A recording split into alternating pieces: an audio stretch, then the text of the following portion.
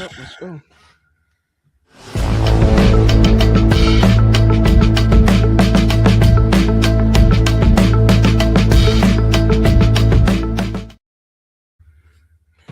Trial and Error is back for another week. We're heading into New Year's, and so our show is going to be um, talking some New Year's stuff, specifically how to build a better resolution. Um, and Fearless and I we're talking off air. We both have uh, different but shared perspectives on this thing, and so that's what we're going to be talking about. Um, Real quick, we've been doing this at the top of the show. Um, Fearless, what are you reading, man? You know what? Funny enough, man, I think I'm gonna start reading The Nightingale by Kristen Hanna. Um, it's a nonfiction book. What did I just finish? I just finished. I'm gonna look. Sorry, y'all. Give me a second. I just finished. God, just finished another book too. And which one? What was it? Okay, I already finished that one. What other book did I read? I don't remember. It'll come to me in a little bit. Okay. But I just read. Gosh, damn, whose book was that? The honorable death of Babs Dion. Okay. So if you want to look that up or whatever, that's what I read. Your personal. So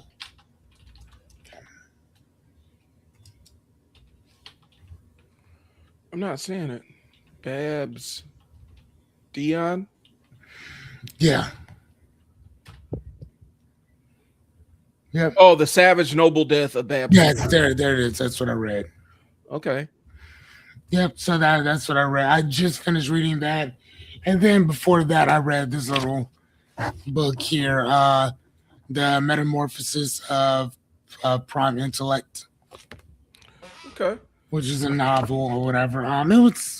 It was okay. I gave this one a 3.8 out of 5 or whatever. It was pretty cool. All right. All right. But it's more of like it's like when AI understands reality and then it starts to manifest and add things and take things away. It was okay. I've read better with AI taking over type stuff, Okay. but this one was. I mean, it was all right. So the one I picked up, I literally just started this one this morning, dropping my son off at wrestling practice. It's um, the Four Conversations by Blair Enns. Um, Show me. Let me see it. all right, let me pull it up here. Stop sharing that one. I have it up here. Um, The four. Okay.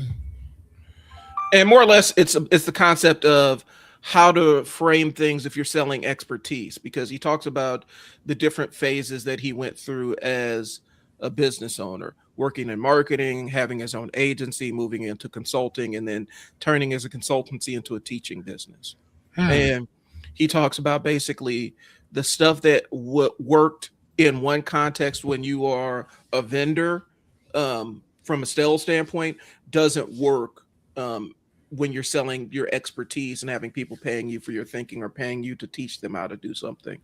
And so a lot of it is how a person basically is how you reframe yourself in the conversation as the expert and lead as the expert all the way through the pricing conversation, all the way through that negotiation. Um, but basically, it's just the model of how we sell expertise. I read another one of his books called The Win Without Pitching Manifesto, which is a lot about positioning, marketing positioning and stuff. And, you know, where it takes you out, it shifts the power dynamic in terms of how you pitch work.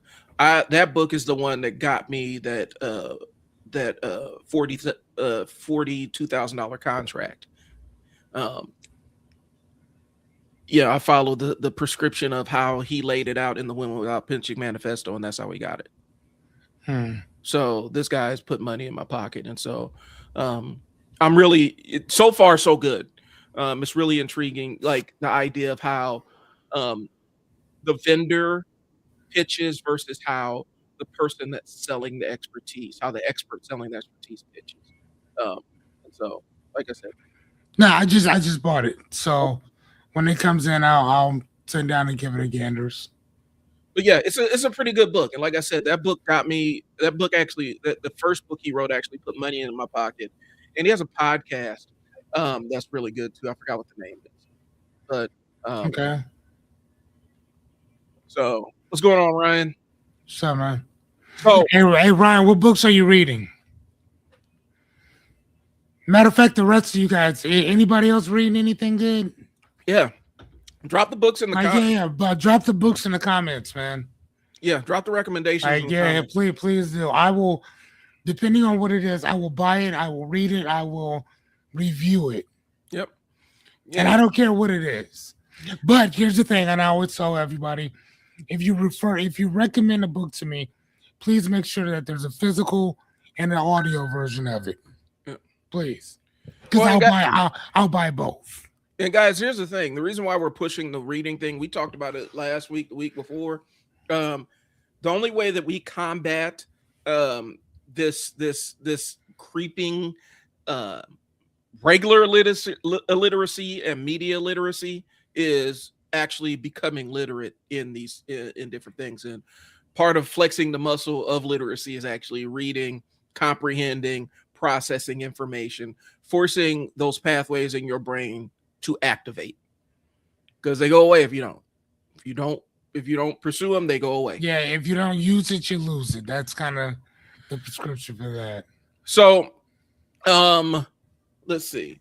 This week, we're in the New Year's, and one of the features of New Year's, and specifically in the United States, is the concept of the New Year's resolution.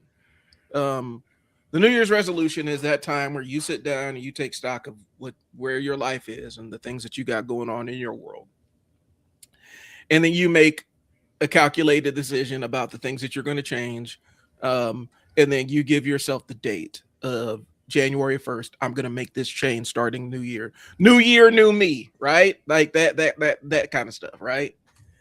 Um, and so I have a very different perspective on the entire concept of New Year's resolutions. Um, it comes a lot from my background in terms of behavior management, behavior modification, teaching people how to adapt new skills in their lives and things like that, and actually training the the principles of behavior. Um, Fearless has a perspective based on his experience working in the trenches hands on with people looking to make transformational changes in their world. And so that's the conversation. How do we build a better New Year's resolution? Right? Because the clock is ticking, right? For a lot of you, the clock is ticking. Like that big hairy change that you want to make is only about 48 hours away, Yeah, less literally. than that. And so we're trying to put you on the right foot so that you can make sure that these changes stick, because typically the typical thing with the New Year's resolution is you make 5 of them, and then you start the process of trying to do all of them at the same time on New Year's, and then by January you're making next year's resolutions to do the resolutions that you were going to do this year. Yeah, So I mean, and it basically just becomes a whack a mole of goal setting and planning and all that stuff, whatever. And for the most part, it's not. Here's the thing: like one of the things that I try to get people to understand is that it's not you; it's a societal type of thing or whatever that mm-hmm. we're trying to jump to this finish line of looking to see what everybody else is doing, what everybody else is, versus where you are in your life, and you're like, man, I want to do better with my credit. I want to do better with weight. I want to or eating or exercise or whatever else and stuff. And I think that instead of looking at things from that standpoint, from a goal standpoint, and again, this is a life coach telling you this. Mm-hmm. Um, I wouldn't. I would look at things from a philosophical standpoint, from a question standpoint, from a principle Hmm. standpoint. One of the things that I love about um the beginning of my birthday, which is December 26th, is the start of Kwanzaa, right? Hmm. And I have this written up, whatever, but it's each day focuses on one principle, often symbolizing lighting a candle uh, within that particular day. Now, if you really wanted to, you can take each one of these things, which is like unity, self determination, collective work, Hmm. cooperative economics, purpose, creativity, and faith. So you have all of these different principles going, but and then you can start asking yourself certain questions. Which for myself, I started asking myself questions, which is like, what room do I want to be in this year? Um, what who do I have to become to get into that room? Hmm. Who do I need to become? Who do I need to tap in with to get tapped on the shoulder to become to go sit at that particular table? Right. Because you got to remember, every room that you go into, for the most part, you're invited Hmm. to these rooms. They're invitations, which means they're earned. You got to earn your right to go there, right? So if a person was, so if we're talking, so if I say that, and I'm always talking about this, that I want to be and when I grow up, I'm 47 years old. When I grow up, I want to be the the new LeVar Burton. And if you know who LeVar Burton was, he's the guy from Reading Rainbow. Hmm. That was my objective, and that is still my objective to this day. Or whatever, right? Now, again, so the question I would ask myself is, what what what rooms do I want to be in? What do I need to do to, number one, maybe bring that show back, or maybe one, let's make it a little smaller. What do I need to do within my little ecosystem to get people energized and reading again? Okay. That's one simple question, something that I know for a fact that I can do. That and it's something that's on me. It's not something that's on you. It's something that's on me. Now, whether you read or not, that's on you. But making it something that's fun, something that's energizing, this, that, and the other, that's on me. Right. Right.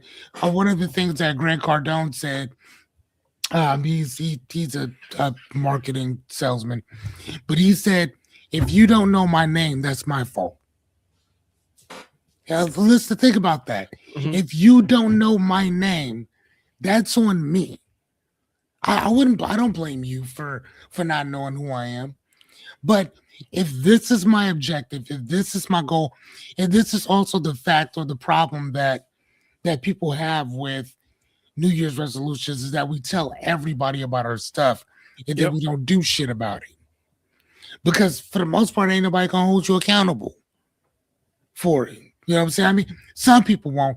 Unfortunately, if you say that to me, we about to have a whole ass problem. Yeah. Just saying, because I mean, because of what I do. But for the most part, man, I just put it out there, right? But if you have no intention of doing anything today about it, you're probably not going to do anything in the next 2 days either. Well, and that kind of That's all I'm saying. that goes into my point. One of the things is when people sit down and make that New Year's resolution, you are taking a wager on your future self. Your current self's taking a wager on your future self, and your future self is going to be this person that has all this discipline, is locked in and focused on the goal, and knows exactly what to do to bring about the change. That's the gamble that you're making with your present self. You're saying future self is going to be a different person than I am now.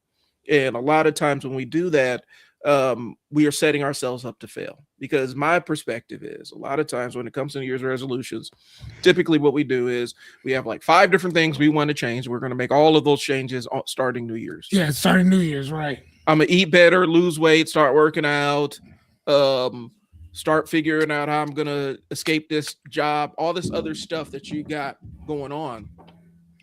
And your brain likes normalcy. It likes feeling like what its version of normal is. And sometimes that's a bad thing. Like if your brain is adapted to a negative traumatic environment and that's your normal, your brain will fight to get back to that version of normal. Right. And so whatever your benchmark for normal is, your brain's going to fight to maintain it. And so understand when you try to make all of these changes on New Year's at the same time, you're setting yourself up for defeat. And then by November or by February or even March, you're kind of tapping out. I've noticed it going to the gym. Like New Year's now it's hot. Everybody's at the gym right now. And then everybody starts filtering out as January becomes February, becomes March. People start filtering out, trickling out of it because their brains are forcing them back to whatever their version of normal is. And that's usually what happens to whatever. Like your brain goes back to it's basically the 3-month rule. Mm-hmm. So 90 days to 3 months. That's the reason why, like, if you buy something, if you do something, if you're getting a promotion, you're gonna get used. Everything normalizes within 30 days. Right. Within 90 days, everything will normalize. Sorry. That house that you have, the car that you buy, the relationship that you're in, most stuff normalizes in 90 days. So if you ever wonder, like, man, like, why don't I still feel the same way? That's why. Because your mind automatically will normalize everything around it. Everything. Yeah. Whatever. Just like, yeah, as I get older, I start thinking like, damn, dude, like time is flying. Right? Right. But here's the thing, when you're a kid, time takes forever. But it really doesn't though, because you do so many novel things that it starts to what is that word? Compound. That time just drags on because you're doing so many new things. When you get older, think about it. You don't do that many new things anymore. Everything you've already done this. You've already done that. So time just kind of just flies by. And it's one of those things. I think also when you're a kid, you are like kids dream about the future and stuff like that. But since they don't really have life experience to really visualize what future state looks like, they'll think about the future. But most of the time, kids are in the moment. They're in and of the moment. And that's why days seem to go on forever for kids because you're in school all day and it's like it's boring and it takes forever and it's never going to end. It feels like this never-ending loop, right? But really what that means is you're getting more experience. So as you get older, you get more experience, you get more years behind you, you're able to better construct what future looks like. And so you're able to live in the future a little bit in your mind. Yeah. And so the present becomes a blur and you end up being in the future. Sometimes as an adult, it is more important to actually drag yourself back into the present and live in the moment. And being grateful for the moment and enjoying the moment is important because it gives you a different perspective on things. But yeah, children, yeah, they're trapped in the moment because that's everything, all their entire life experience just led up to this specific moment.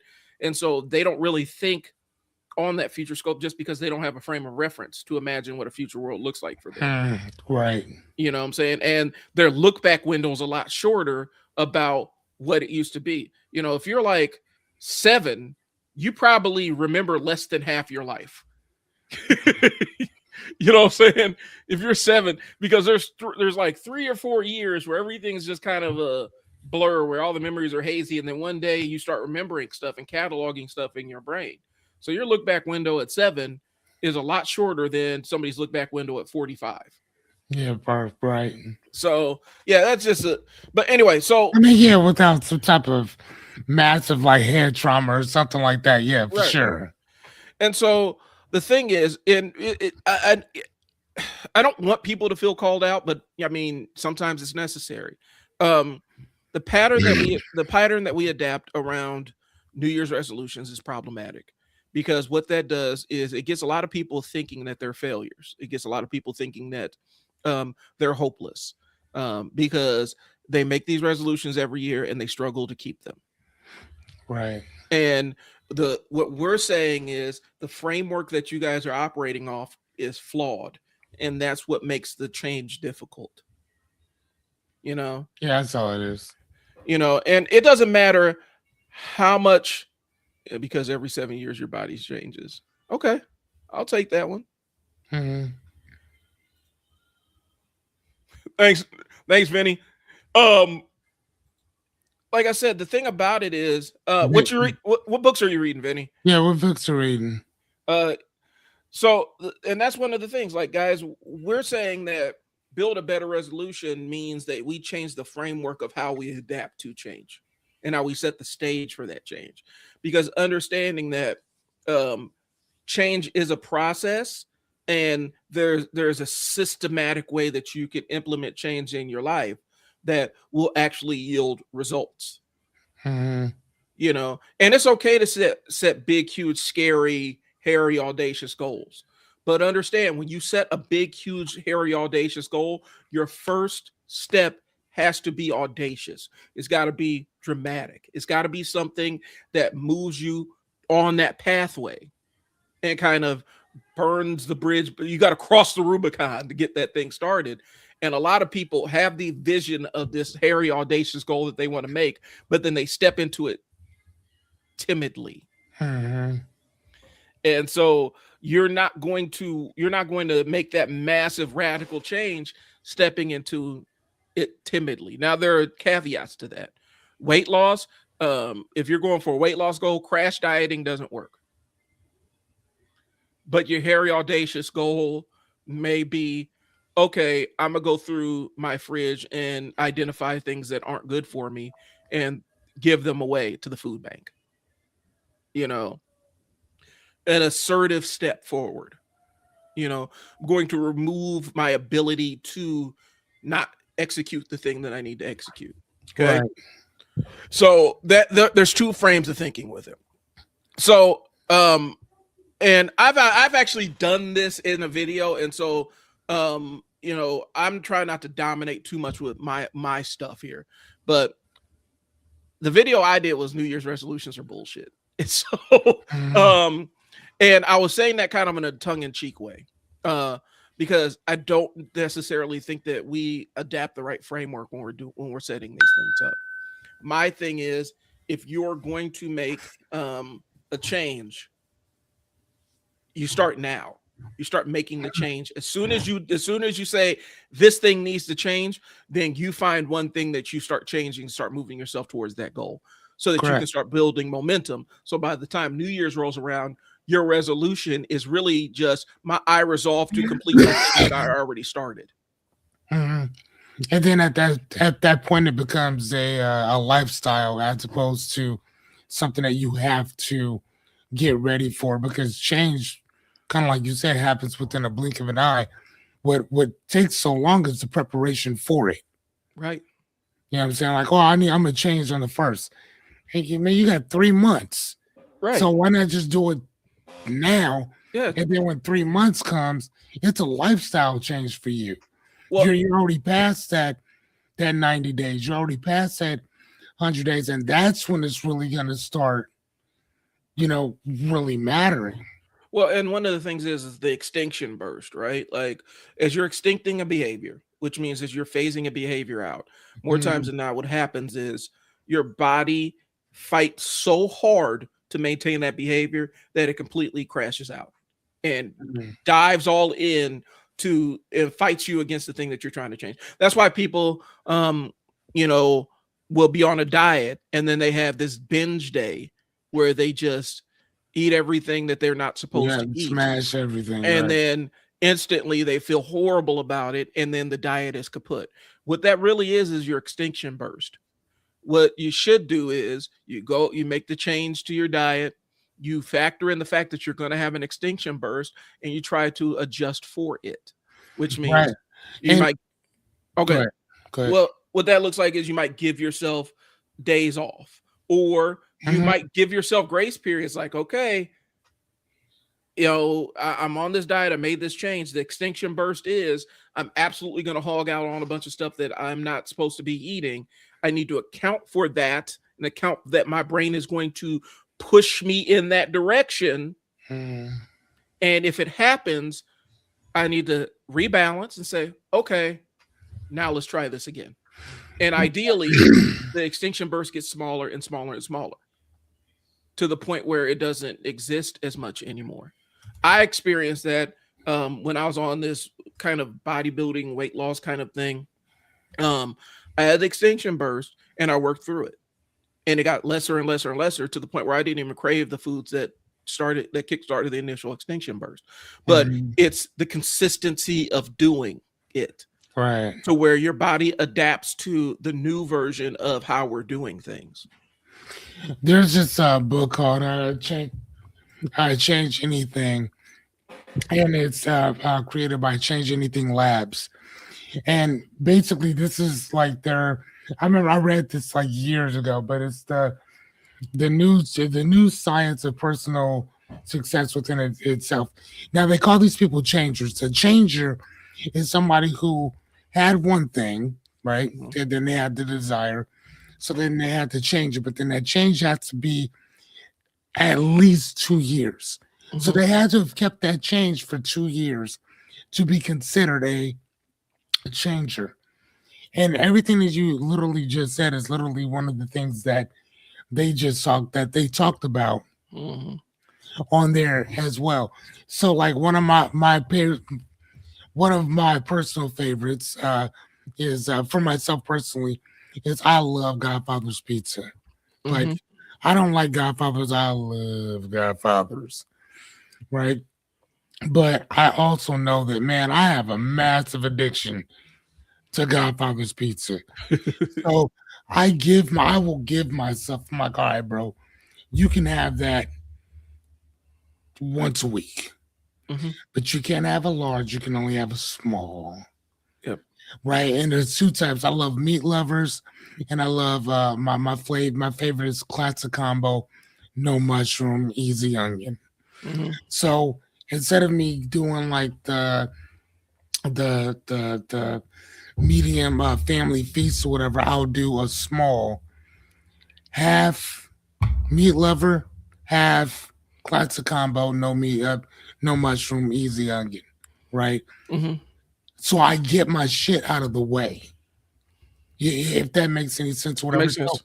so it's kind of like you just said, you're adding that into the fact that you're going to mess up.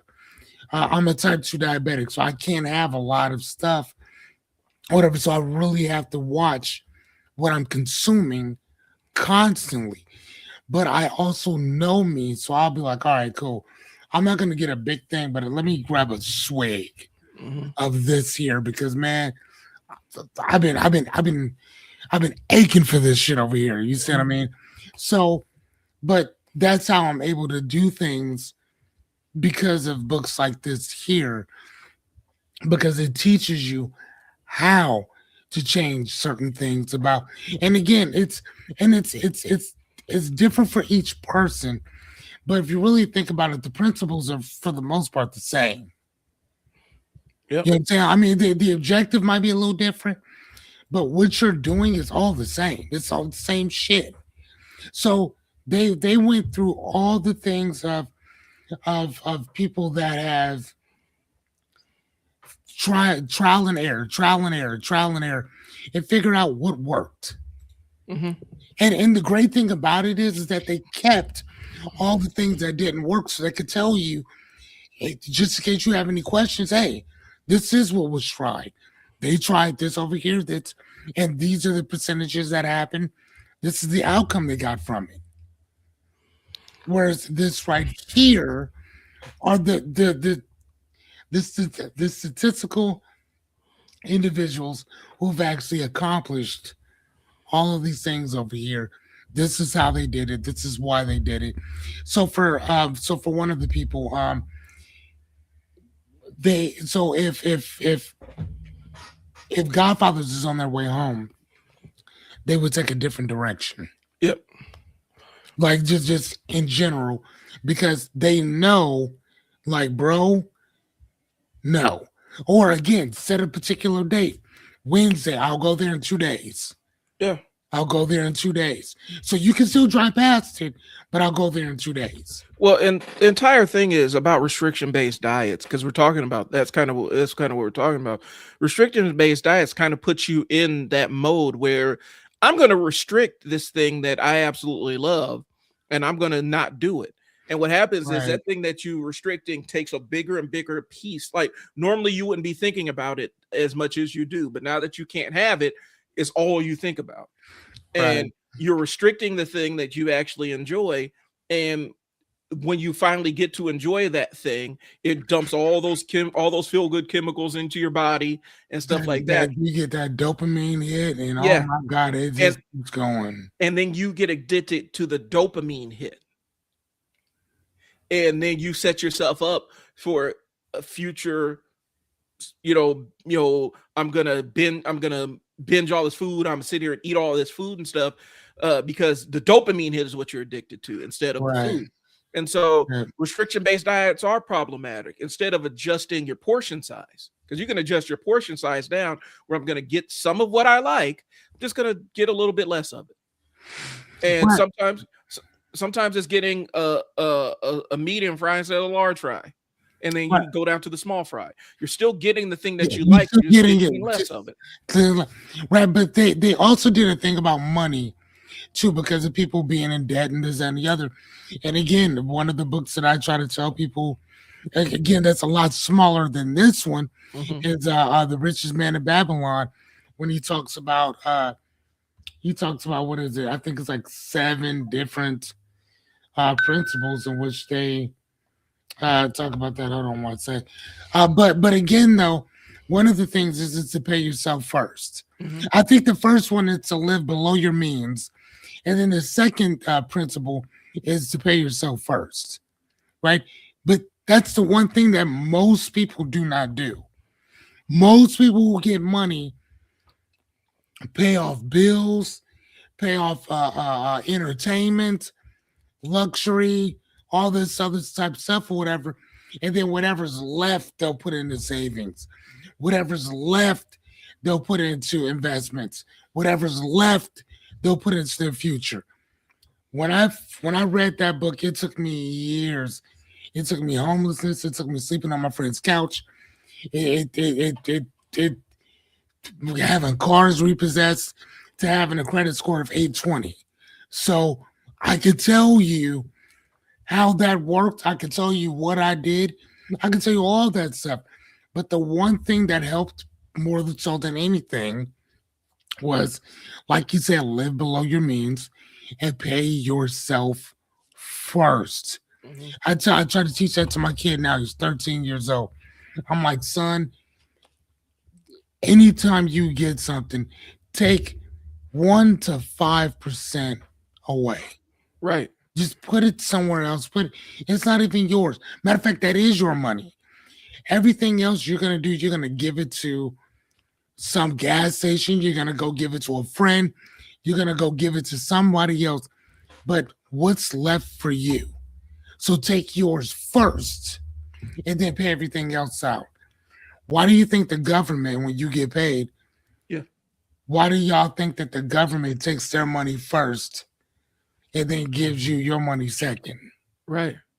Like they're not playing. They caught on to it. Yeah. You know what I'm saying? But because back in the day, it wasn't like that. You got a bill at the end of the year, and that you had to give the government money, and then people just wasn't paying it. So then they're like, okay, no, we need to get our money when they get paid. Yeah. We're gonna get it Not now. at the end of the year. We need to take it now. So what they would do is that that's what they did. I think it was around. I think it was after World War I or II, or one of which whatever war Mhm. we were at. They were like, all right, well, we need our money a little faster, and then that's when they started kind of doing that. But think about it: if the government takes their money right then and there, Why would you not pay yourself first? The government, and think about it. Think about what the government does with our money.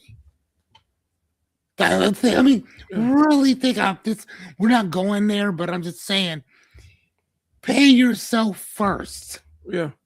Look at what who is it look at what Alaska does with money. The oil companies, they give it to the people because they're like, why would I give it to a government who's just gonna go mess it up somewhere? Yeah. These people don't know how to deal with money at all. They don't know what they're doing. So we'll give it to the people and they give it to them. So again, I mean, and I got this just from reading a book that talked about it.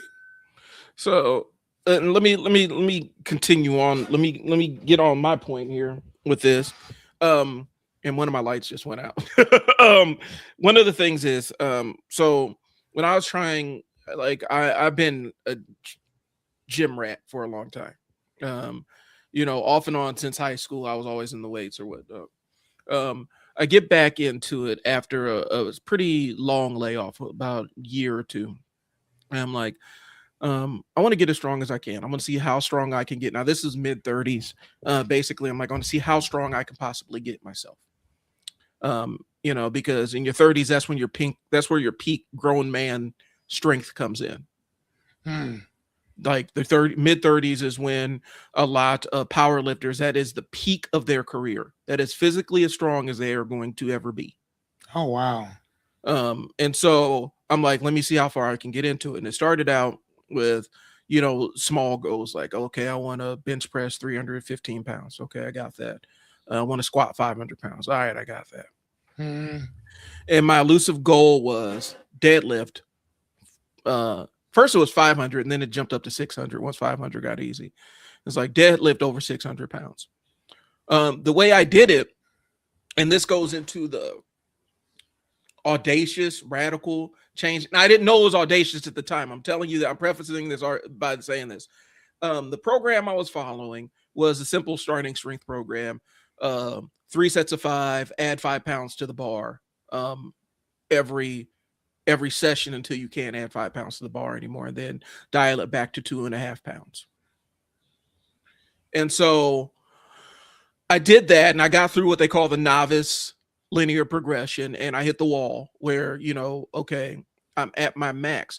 The thing that I was doing wrong, I had misread the exercise template because I was doing deadlifts multiple times a week, 3 sets of 5 at near peak weight, Hmm. 15 reps at peak weight. And it beat me up, but I got I jumped. I made a huge leap in how much I was able to lift on that bar because I had misread the exercise. Because in the original exercise is you do this 1 by 5, 1 set of 5, maybe once or twice a week. I was doing it 3 days a week. Hmm. And so saying that to say this, that jumped me from struggling with 315 pounds on the bar to that becoming my baseline. Like I warm up with that and leapfrogging past that. It was audacious. The only reason I could have done that was because I was kind of adapted to lifting in that mind frame, and it didn't absolutely destroy. There's a reason why it didn't destroy me, but it got me super, super strong. I could not maintain that, but it got me to the goal. And the thing that got me to the goal was those repetitions, those uncomfortable reps to the point where I hated going to the gym. I hated deadlifting, which is my favorite, which is still my favorite lift. I got to the point where I hated it, but since I was adapted to it, I couldn't not do it. Does that make sense? Hmm. Since I was used to it, since I had built that habit over 6 months, then a year, I could not exist without going and doing that thing that I hated. And that's how I got up to it. Where I walked in one day, and I said, "All right, let's see where we go with this," and get up to the 600 pounds. The plates wouldn't even fit on the bar without help. Like we had to do some kind of weird rigging up with the bar because the bar was not long enough for the amount of plates that I was pulling on that thing based on the plates we were using, the bumper plates, because they're a little bit thicker than your regular plates. I think it was because 595 out of 45 to that. So I was probably pulling about six. It wasn't 2, 3, 4, 5. That's 5 plates. I wasn't pulling, it wasn't all plates. Like I had to put, it was like somewhere, it was like 615 or something like that. 615, 620. And the reason why I'm saying 615, 620, I'm giving you averages is because I did it more than one time. And that was that's the most I've ever pulled. That next live, bro, Vinny, you asking when the next live is. We're here every Tuesday. Every Tuesday morning, around 10:30 is when we're on live. I appreciate you tuning in, man. Thank you so much. So it was incremental change, but it was an audacious goal because 600 over 600 pounds, that's more than twice my body weight. But in order to get there, I had to start audaciously, and it ended up becoming a habit. And more times than not, people aren't able to start audaciously. They want to start timidly. And that's not the way that you make massive change in your life. But also, you don't make radical change in your life by saying, okay, on January 1st, I'm going to make this huge, massive, this life-altering change that's going to impact every single aspect of my life and be difficult for me to maintain. I'm going to make that on this specific day without putting in place any kind of other behaviors or anything to build up to that thing. Does that make sense? Yep. You have to build a framework that allows your change to stay in place. Mm-hmm. You have to make it almost impossible for you to fail in that sense. You have to lay the bed and make it very difficult for you not to live up to what you said you were going to do. Right. And most people don't do that before New Year's. No, not whatsoever. And I mean, I think that's also the reason why we and again, I think that what you just said, hits the nail right on the head. Like, I mean, we start a particular way, but we don't end that way at all. And if you're not planning to end that way, then dude, it's already over before you started. Just like, doing my 100 days, 100 nights. Yeah. I mean, I did it one day at a time. I couldn't do 100 days in one day. You know what I mean? Like you do one day at a time.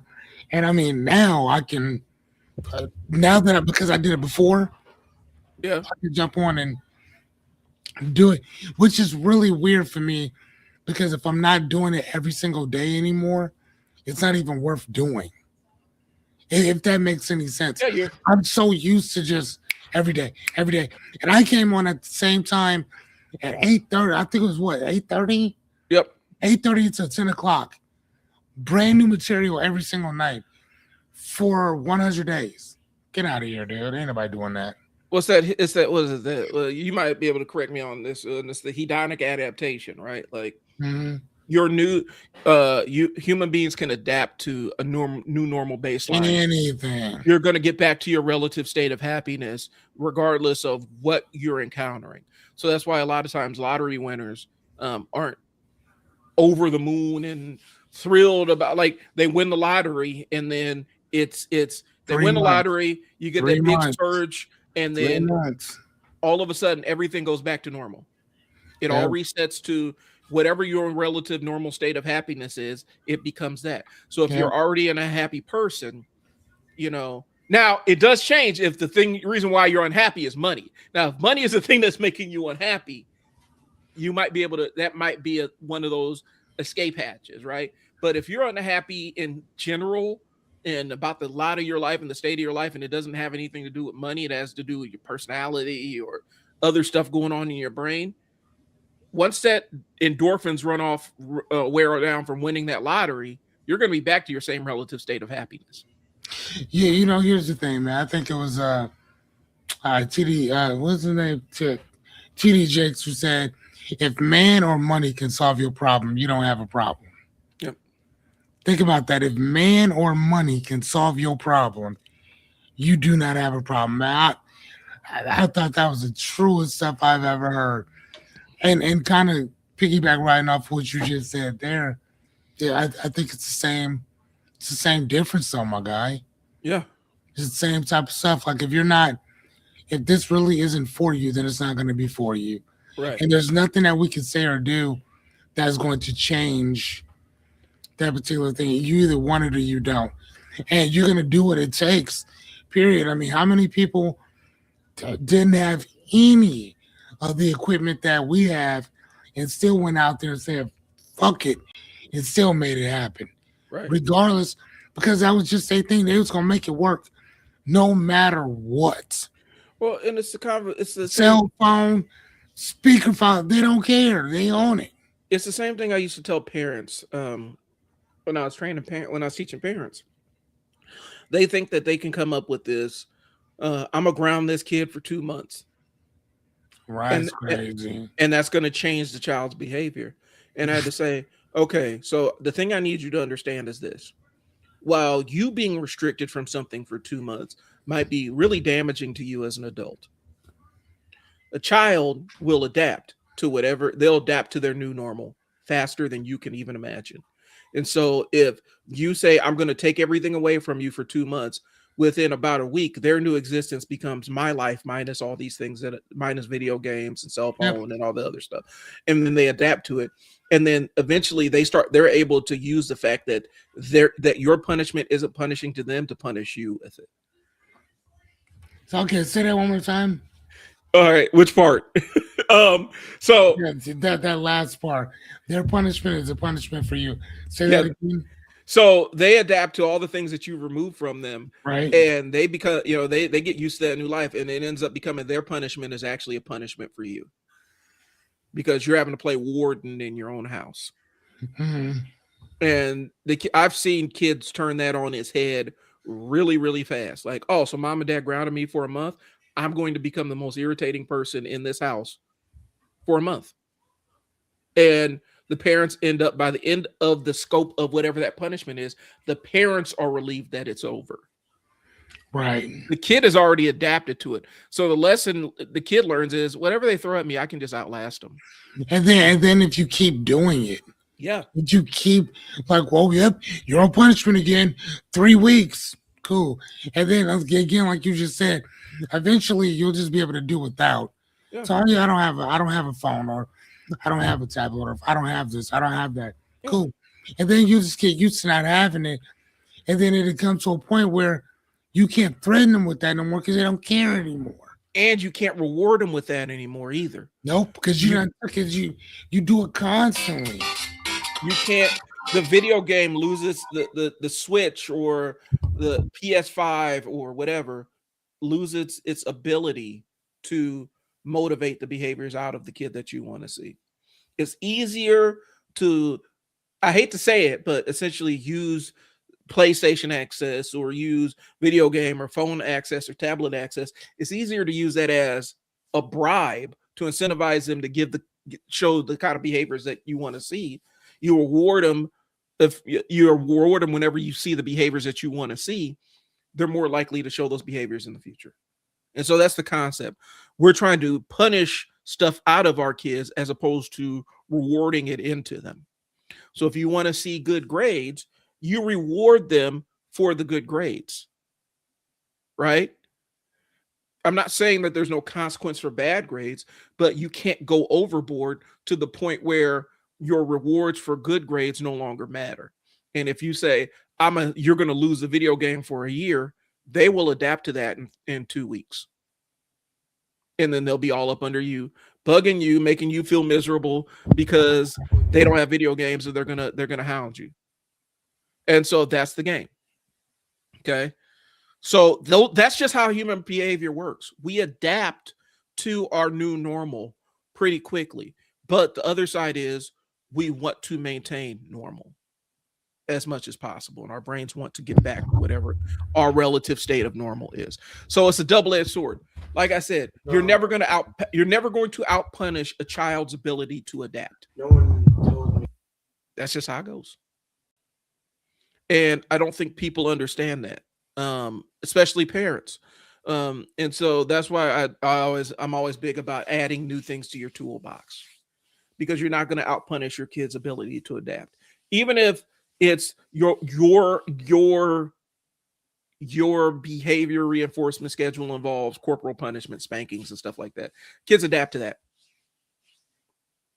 If you ever seen somebody try to spank a 14-year-old, you ever seen how that goes? Unless you're going to put this kid in the hospital, it's not going to work. You can't physically punish them to the point where it matters as much as when they were like 7. Find something else to put in your toolkit. But that also forces you as the adult in the room to adapt a new set of behaviors when it comes to addressing your child's behaviors too. You think I used to teach this stuff, right? But so we talk about everybody wants to say they want to make the change when they're ready, but they really don't. Like they set the stage for it, but then they don't take the steps forward to it. Right, but again, kind of like what we were talking about before, we got to make it very simple. Yeah. So if you ask yourself more questions as opposed to putting demands on yourself, I think that you'll be able to accomplish a lot more with questions as opposed to demands. Well, and so that was actually the next part I was going into was we talk about the concept of making a change. Let's talk about the process, the change process, and what that looks like. What that can look like if we're building better resolutions, we're building better New Year's resolutions. How do we do it? Because we told you how not to do it. Right. So what are the tricks of the trade, Fearless? What are some questions? Questions, not demands. Questions. Right. Period. That's how. Here's the thing, especially when you're a novice, questions will help you probably more so than anything else. Now, for myself, because I've been doing this for a minute, like certain principles work for me, but they won't probably work for somebody else. Exactly. Or whatever, right? So the first thing, again, like I said before, asking yourself what rooms do you want to be in? Ask yourself what experiences would you like to have? Or whatever. Now, again, it doesn't have to be anything grandiose by any means. It's just an experience. Like, what would you like to experience? Who would you like to experience it with? Right. Right? What issues are you bringing in from last year to this year that you should probably clean up this year to move forward? Right? Again, what type of person would you like to become this year? Again, we're just asking questions. That's it. And when you're asking yourself those questions, that's one of those things that allow you to open up a little bit more about conversations that you should probably have. There's probably 2 or 3 people I should probably be having conversations with. And I'm not gonna lie to you, like when I think about what conversations am I willing to have with certain individuals, I have to ask myself. That's probably on me. Looks like we're out. Are you there, Brian? I'm still there. Yeah. So one of the questions I would have to ask is, okay. So one of the questions I would have to ask is what conversations do I need to have with certain people? Mm-hmm. Right? What type of man do I need to become in order to have that conversation with them? And again, this is about going into the next year, but it's not even about the next year. It's about now. Right. Who do I need to become today to have those conversations, whether it's today or tomorrow? And there's certain people that if I never spoke to them again, I'd be okay. But I know for a fact that these individuals, or that if I've done something or whatever, like I'm quick as shit to apologize, to atone for my stuff. Like, hey man, my fault. Sorry about that. But how I grew up, my principles, not my questions. My principles have allowed me to walk into a room knowing that I might have been on fuck shit, but I'm here to apologize and to make amends for what I've done. But I but other people may not necessarily see it the same exact way. Right. So let me give you an example right quick. Okay. A story right quick. I was thinking about this story of Jesus, and I was thinking about why is it that people, whenever you talk about Judas Iscariot, why does he have such a horrible name? Right now, let me Right. ask you. I know you know the story a little bit. Do Hmm. you know why he has a horrible story? I'm Go just ahead. asking. Well, in two sentences or less, why is his story so bad? I'm asking you. And it's Um, not a trick question. I'm just asking. From what you know about Judas, what did he do the that was betrayer. so bad that people won't even name their kids the betrayer? Yeah. The betrayer. Yeah. The betrayal. So I want to show you something right quick. I want you to keep that in mind. Hmm. I want to show you something right quick. And while you're So pulling, we look at Dante's Inferno. and we're talking about it. I mean, I hold on. part, part of my view of Judas, the betrayer, is I informed think they because were I'm. out again. Are you sure? I can see you. Okay, cool. um Part of my, like, my vantage point of it is, from comic books. And so Judas is actually the Phantom Stranger in DC comic books, and so they have an entire layer, like an entire mythos behind his betrayal that weaves in some of the biblical Judeo-Christian stuff, but then it draws from other sources as well. And so that's what I know, and so I Yeah, just for view it as sure. Judas the betrayer. Right. I think he was going out. It does. All right, we'll just adjust, like. Okay. So yeah, sorry about that. So there's not so in Homeboy is Dante's Infernos, Dante Alighieri, whatever that dude's last name is, or whatever. He wrote this thing in the 1300s, right? And think about the 1300s. The Bible was technically written, King James was written during the 1500s. So Right. you got to remember the ideas that we get from hell, the ideas that we get from torture are all based on, a lot of them are based on this guy's work, right? This guy's work. So there's 9 levels of hell. So from the first one is limbo, Hmm. which is what's the word? What's the word that we use?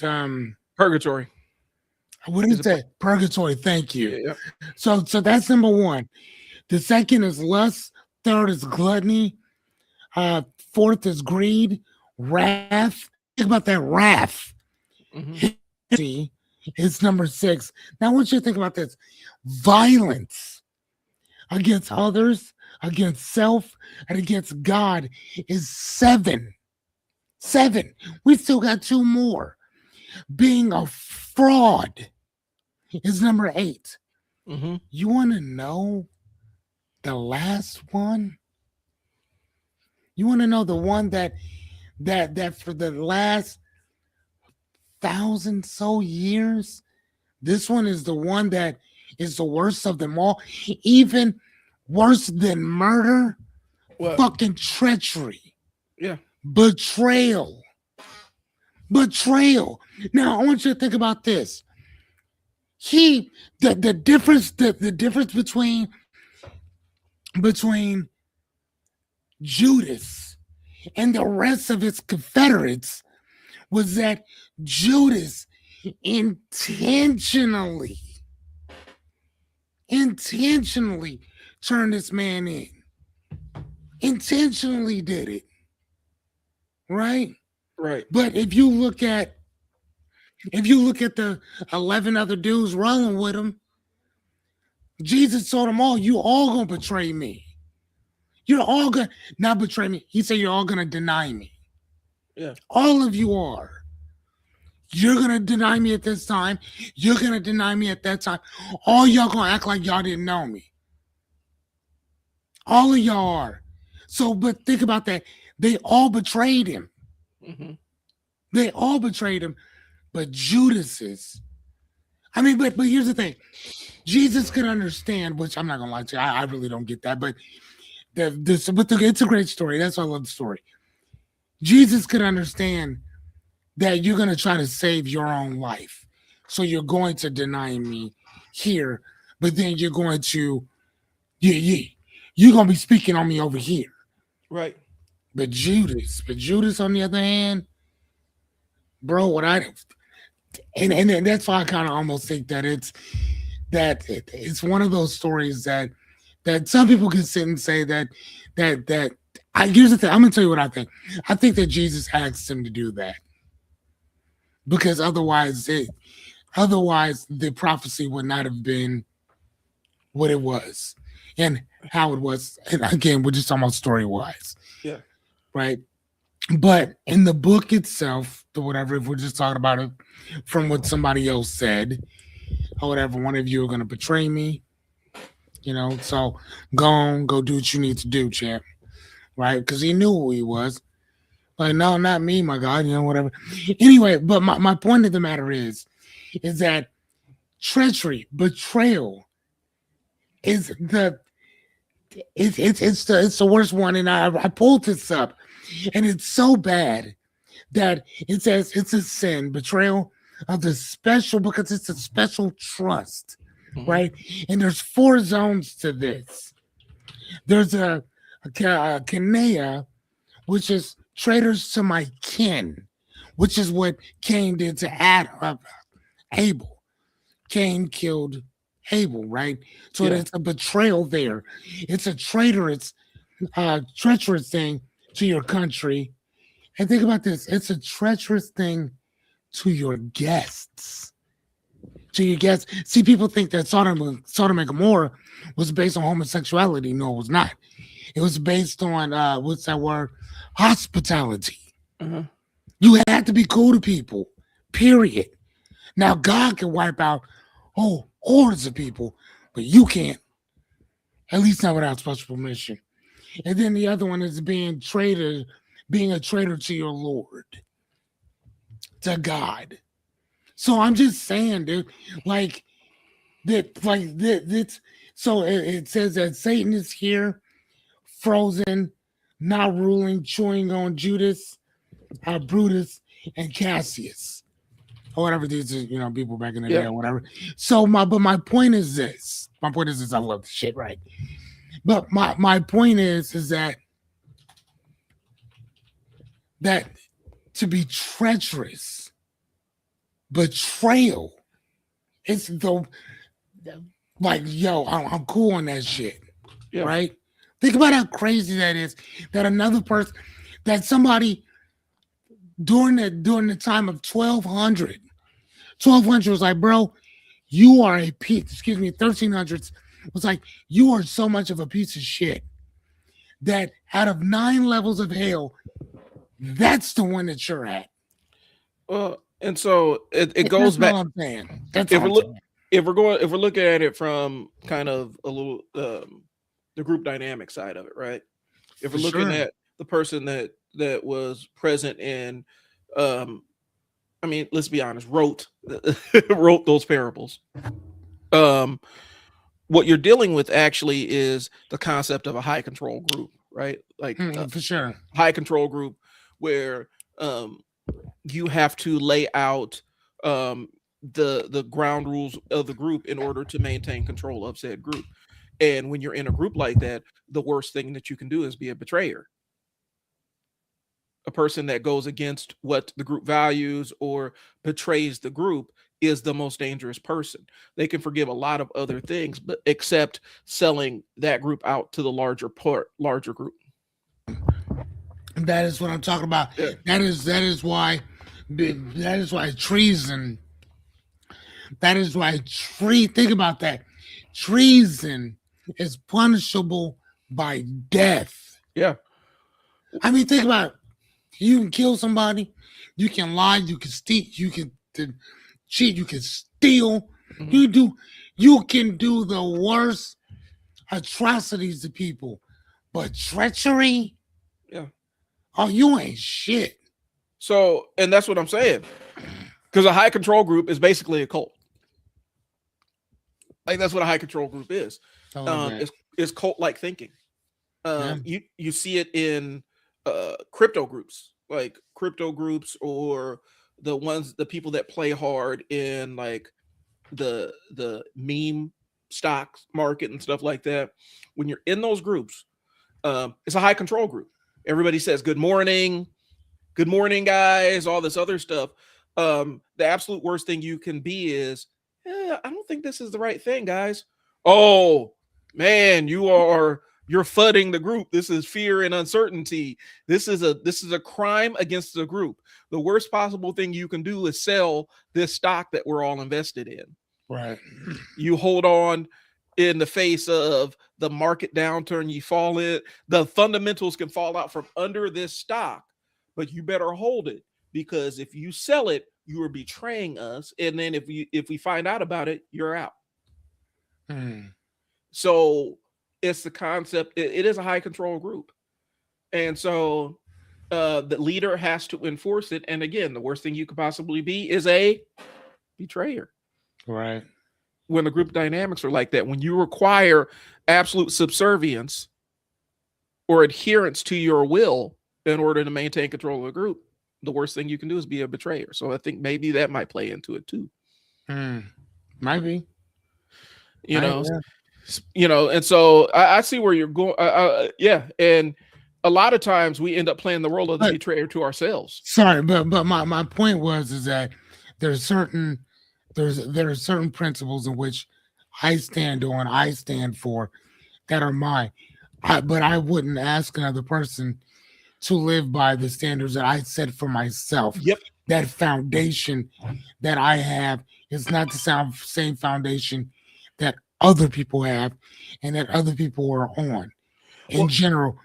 And I think that whenever I'm helping a person, particularly with New Year's resolutions and this that, and the other, I have to remind myself of that because I'm like, bro, you not on the same level that I'm on it, and vice versa. well, and that's where it goes into, because this is what this is what I was thinking before it got captured by my ADHD and fled to the recesses of my brain. Tying it back to that weightlifting analogy I gave. My programming for deadlifts that I accidentally did, the thing I was risking enhanced risk for injury. I was risking screwing my central nervous system up and overloading it completely and detraining. I was risking overworking my muscles to the point where the muscles were actually eating themselves and I was in a catabolic state.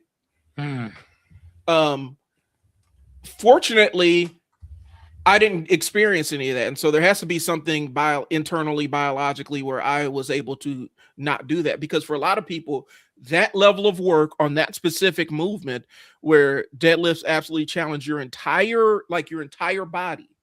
okay. Because a lot of times when people fail, like if they're lifting a weight and they're not able to lift it, it's not a strength failure or muscle failure. Your central nervous system gave out. It's too overstimulated and it just said, nope, and shut down. So central nervous system fatigue is a real thing. It affects power lifters and stuff like that. Okay. I would not recommend what I did as a deadlift program for anybody. I wouldn't even recommend it for me. The only reason I was doing it was because I misread what the program was. So it was all accidental, but the accident was a happy accident because it made me stronger than I'd ever been before. But Mm, I would not recommend that training modality for anybody because that is a fast ticket to overtraining and injury and absolutely going against the results that you're trying to create. okay. One of the things that CrossFitters were dealing with some of these CrossFit gyms was, I forgot what it was called. They called it Uncle Rambo, right? Uncle Rambo, and stuff like that. What that means is your muscles are actually feeding on themselves. Okay. Yeah, What? yeah. where people are peeing blood, Ugh, um, that's and stuff gross. and stuff like that. Okay. What was happening in the CrossFit community was people were overtraining themselves Oh to yeah, the yeah, point. for sure, for sure. They're overtraining themselves to the point where their body could no longer maintain it, and their muscles started cannibalizing themselves. I had one of my workers was actually experiencing that. And so I'm sitting there like, hey man, because we're talking weight training stuff. He's like, oh Brian, you got to get on this CrossFit thing. I'm like, no, I don't what, I like what I do. And he was coming in, he was always cranky, he's always sore. He never could recover from any workouts. And he started getting weaker and weaker. It's because there was less muscle tissue there because the body started feeding on its own muscle tissue. It's an ugly Yeah, I situation. mean, so was he not eating enough protein, or Oh, he was eating. was he? But what happened was your muscles do have a natural threshold of maximum work that they can do. And he had pushed them past their breaking point. And for a lot of people, that will land you in the hospital. Gotcha. And so we're telling them, hey man, because it was, in my staff, we had a couple of former football players, people that worked out. We had a Division I hooper and stuff, and we had to pull them aside like, hey man, you have to stop. Because what's happening is you're basically hurting yourself. And it got to a point where it became a meme in the CrossFit community. They had an entire character that represented that. And for some people, that ended up becoming the desired state of now I'm really working. And yeah, it was an ugly thing. And Rhombosis. I can never say the name, but it's called Uncle Rombo.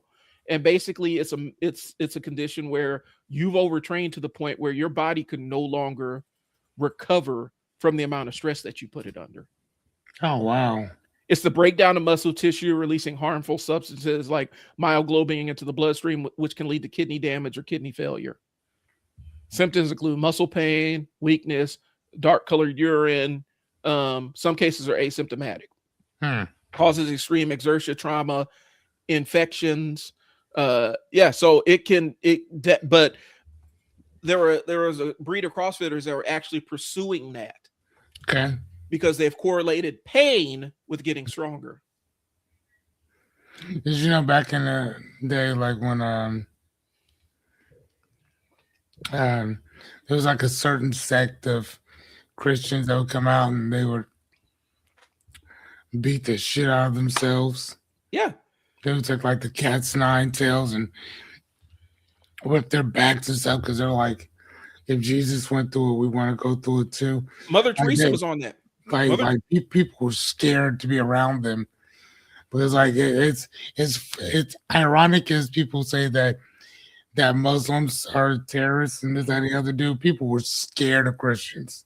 Well, scared of them. Mother Teresa was on that philosophy of punishment, right, and suffering, bringing you closer to experiential experience. That's and crazy. So when you go back and look at some of the stuff she used to do in her homes, she would starve people and like inflict unnatural suffering on them because she thought that brought them closer to God.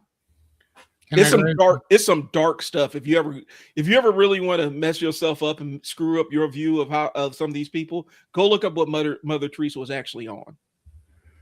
I mean, bro, for the time and she was actually. I don't put many people on top of a pedestal like that, and I surely wouldn't have put her up there. But it's a fun trip. So I'll read it. We got far afield. Here's what we're saying. A lot of times we end up playing the Judas to ourselves.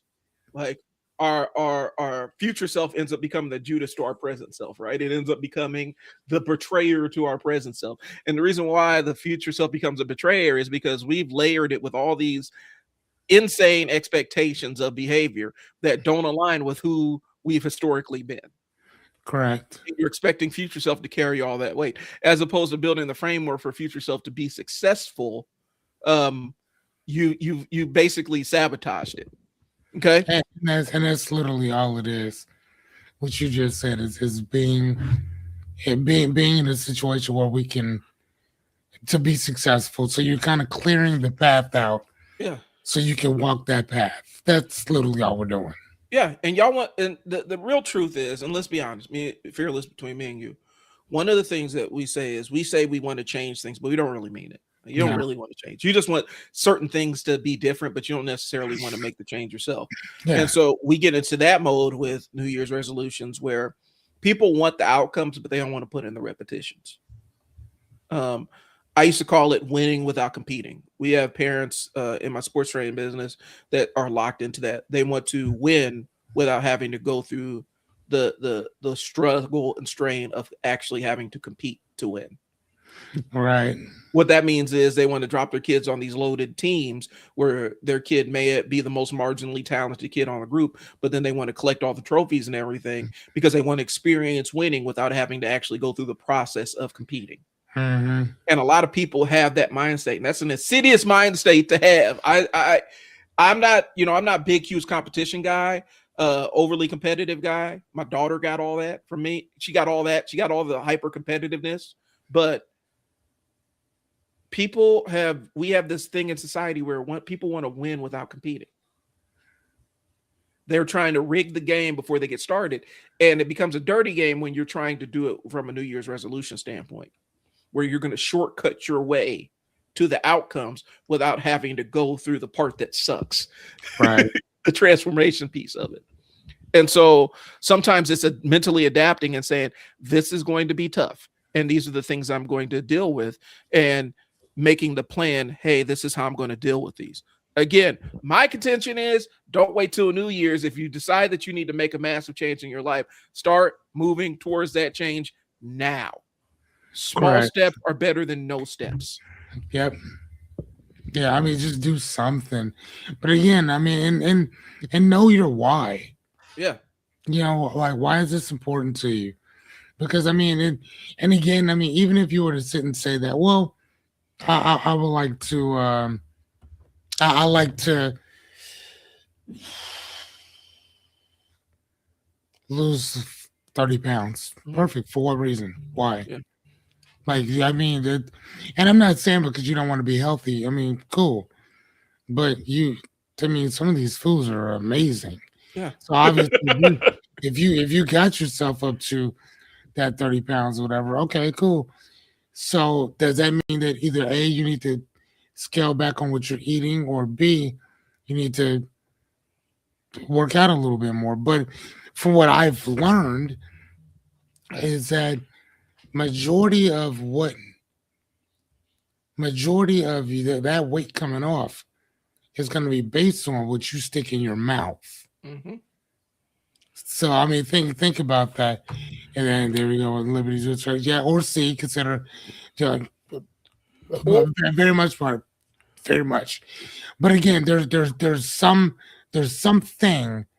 that's that's in there. well, And you, the other side is so, and this is kind of a different framework, but it's along the same pathway. You want to lose 30 pounds. You have your reason. You have your why you want to lose 30 pounds. oh, Why you not? know what? How about this? Fuck weight. Talk Mhm. about something different. Okay. So let's say that you like to go into a room. Let's say that you want to go into this particular reading group, and Mhm. this particular reading group is number one that they everybody reads everything. Mhm.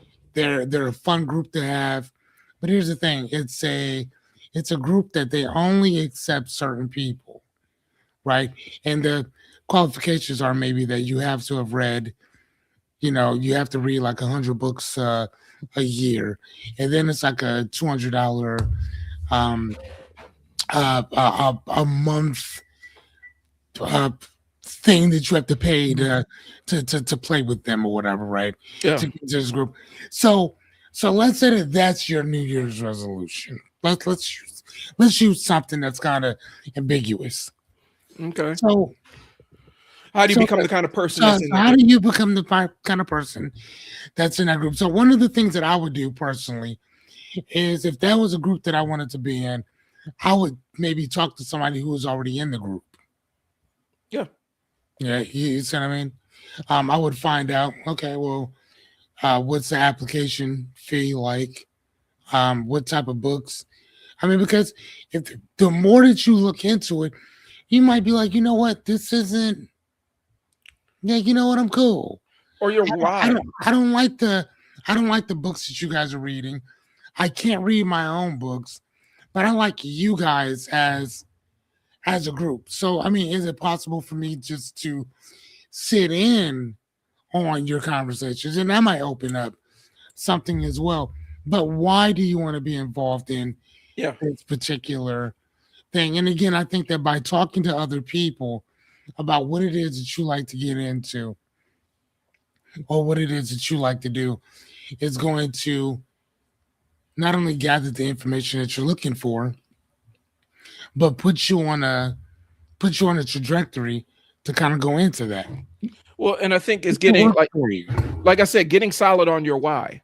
Like how what Sure. do I want to is this group going to help me? Is this group going to uh uplift me spiritually? Is it going to uplift me financially? And Is for it going to help sure. me interpersonally? Because if that group feels like the only way that you can access it, then we figure out how we become one of the people that sit at that table.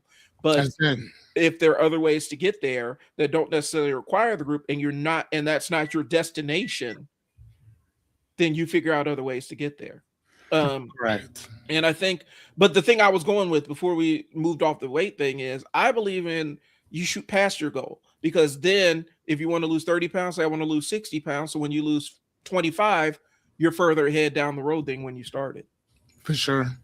And I think a lot of times people don't set those. I mean, it goes to that 10x is bigger than 2x kind of thinking, right? Because even if um, even if my 10x, if the 10x change I want to implement is only 7x, it's still better than where I was before. Hmm. And I think we don't manage change. We don't imagine change like that. More times than not, the examples of change that we see on social media is person made radical, life altering change that was super successful making that change. We Hmm. never see person decides to make life altering change, struggles mightily, but and they may not have accomplished 100% of the change, but they got 75% of it. We Right. never see those stories. And Hmm. to me, those stories are just as impressive, because Right. when your baseline is zero change, some change is pretty good. Hmm. We just beat ourselves up because we don't get to 100% of where we want to be. You know, if your goal is this business cycle, I want to quadruple what I made last year, but if you double it, you're doing pretty good. Right. And so we don't really view change in that way. And I think it goes back to the New Year's resolution thinking, where it's all this all in kind of thinking that we have with it.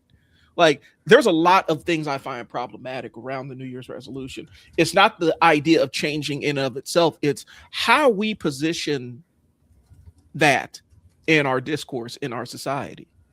You know, everybody Right. wants to make those. That's a human.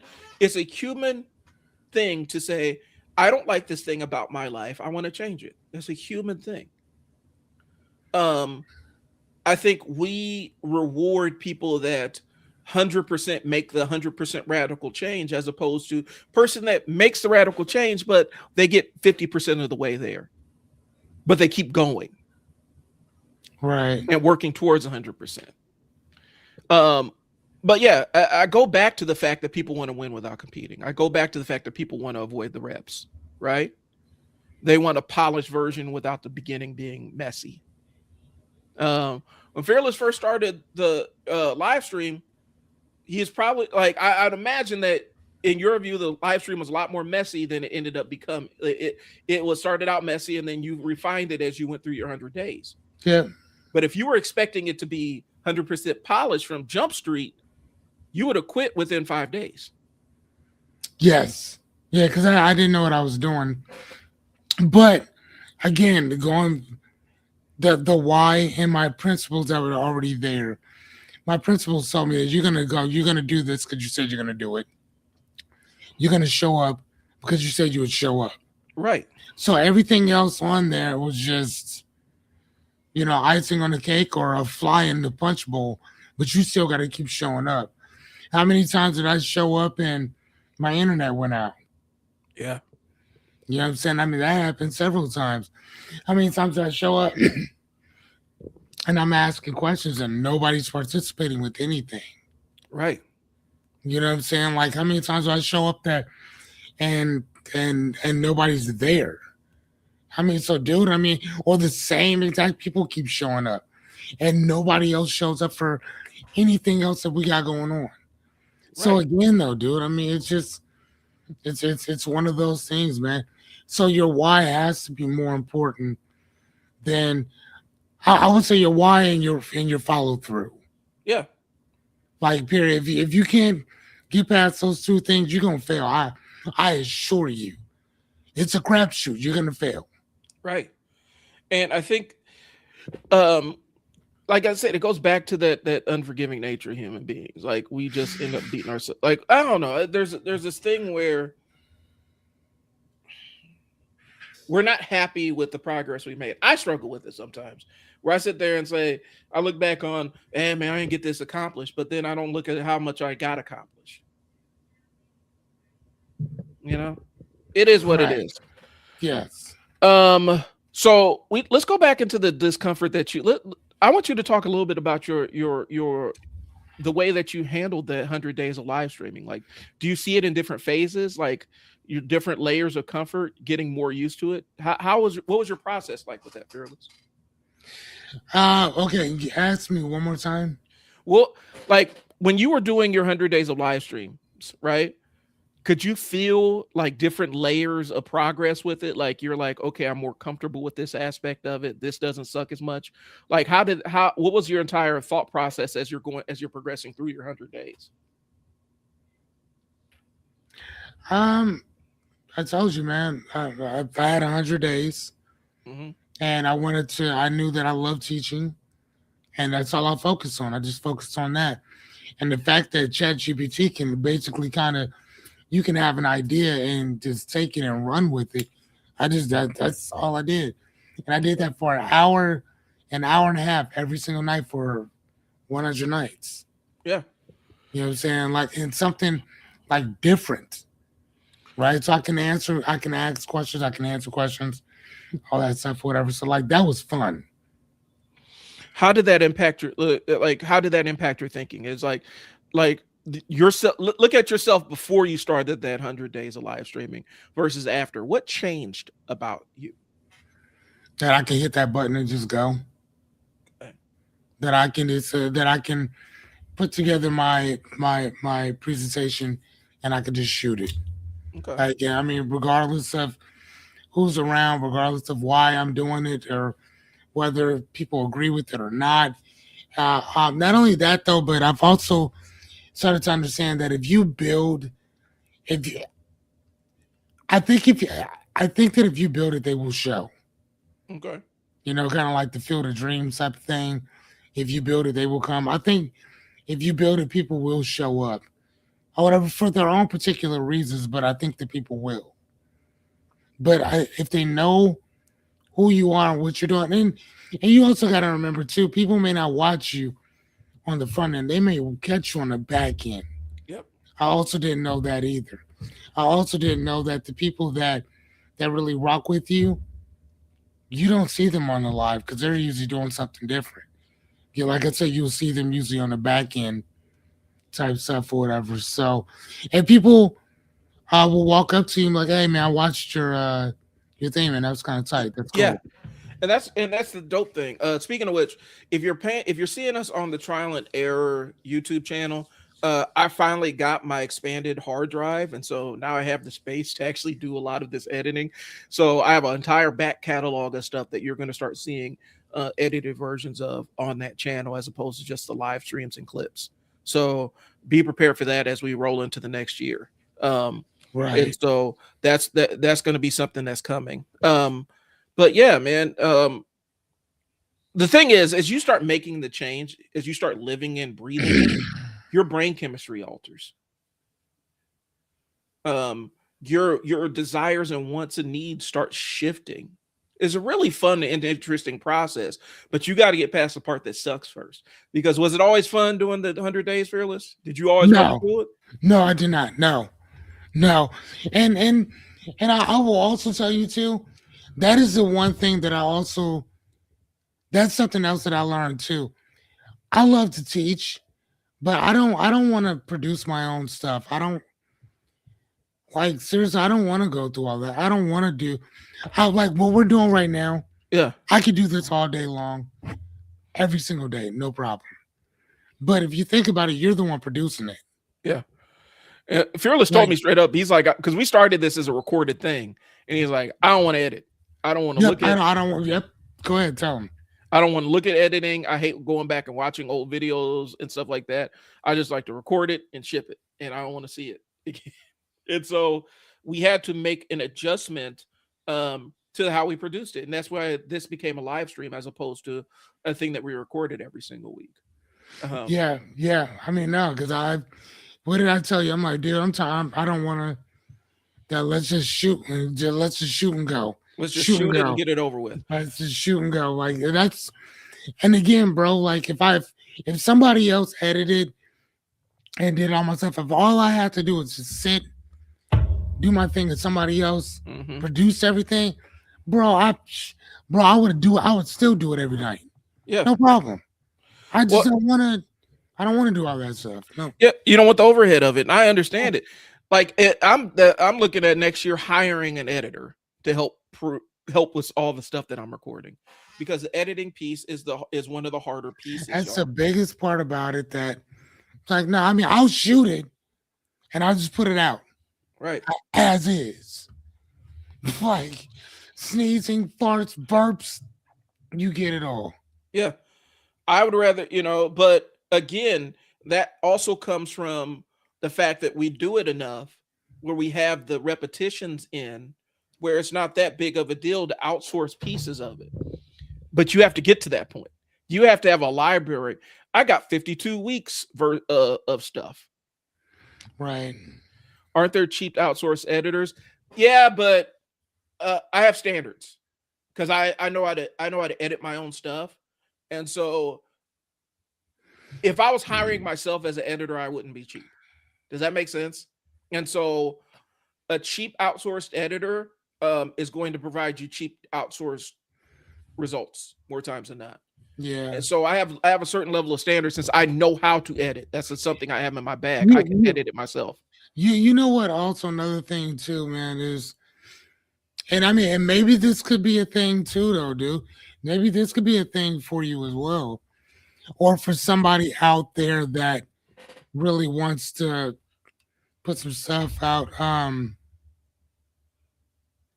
Is I'm gonna text it to you, All right. and if I'm gonna text it to you, I'm not gonna say this out loud because you might be like, oh shit, that's actually a really good idea. So Another thing too, man, you need to come get your present, man. oh, okay. Oh, shoot. Okay, I appreciate it. Yeah. I'll be out traveling again, doing the Bellevue thing probably sometime next week. So I'll pick a time. We'll sit down and talk about it off air. The thing okay, so here's the thing. I know I have targets of editors that I actually want to interact with that I've seen their work and stuff. And so it's building the money to be able to do it, because the thing about YouTube, the thing that if you want to be successful at it, you need an editor that has a proven track record of success with other channels that are in the similar genre, right?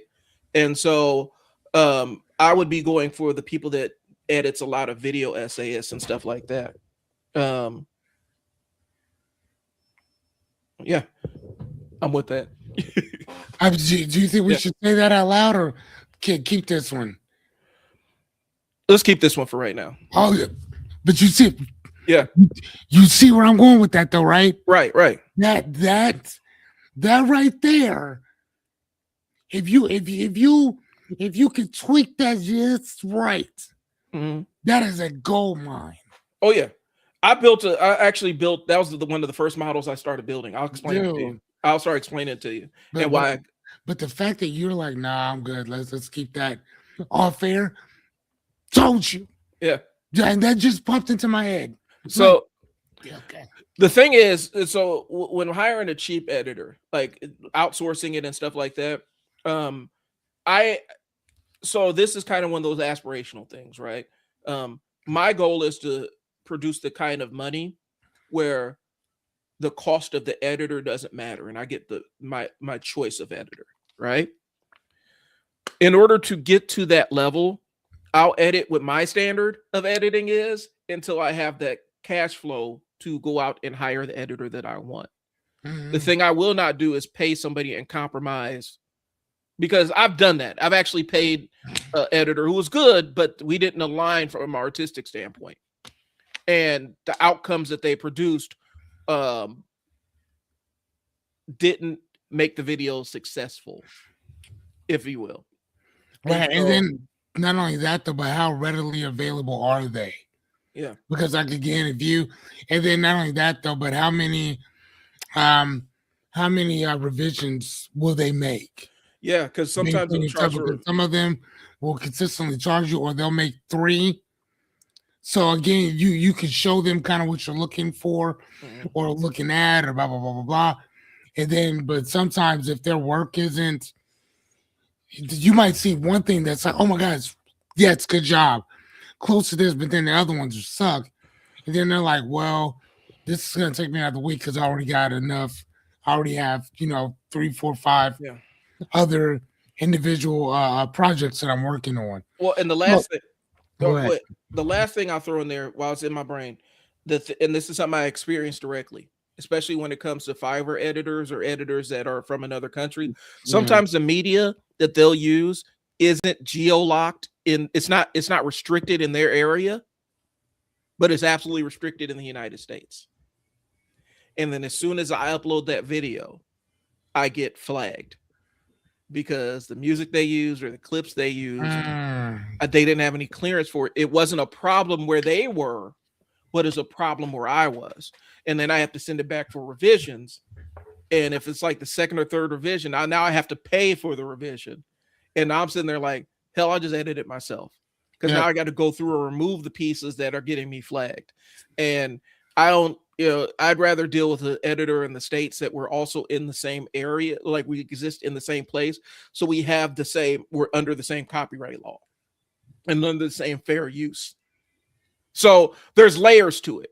Mm, I understand, like for a website, outsourcing a website and stuff. I have a guy that does websites and stuff, but like, there are specific areas that I will outsource to somebody who's not here, or I'll do a Fiverr thing. yep. Um, And I mean, I love Fiverr. yeah, Now, don't get it twisted. Upwork, is that what it's called? Upwork too. Upwork is pretty cool too. Outsource, I think I forgot the other name of it. Is whatever. A lot of them are really cool. It's just that sometimes, man, it's but it also depends, I think, on what you're using it for. Right. You know what I'm saying? Like again, we're talking about producing our videos or whatever. So again, that means that that they have to go through all the stuff that we talked about, everything. So again, if you got 5 or 6 different people and somebody's podcast is 2 hours, that's and you got 5 people, that's 2, 4, 6, 8, 10. That's 10 hours right there Mhm. of just watching everybody's stuff. And you're not even, and that's not even touching the reviews. That's not even touching the um all the what am I thinking of? All the things that you have to touch and change and Mhm. fix and alter and delete and add music and all that stuff. That's just one person that you watched on one thing. And think about if you got 5 or 10 or 15 people that you have to do that same exact thing for.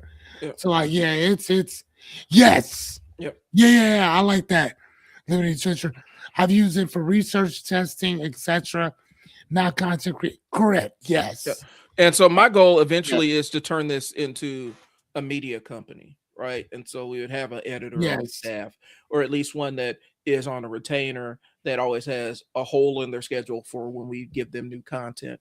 And the modality, the idea is I can provide it to them and they edit it, and I don't have to provide a lot of oversight because it's exactly the way I want it. This comes from managing staff. If I train them enough, and provide that adequate front end, um, they're going to produce the results that I want without me having to stand over their shoulder and produce it. Mm, And then they can freelance a little bit and add, okay, I think Brian might like this. I'll add this in, add little bells and whistles in that still they know would still align with my vision of this is. And so eventually a lot of this stuff is going to be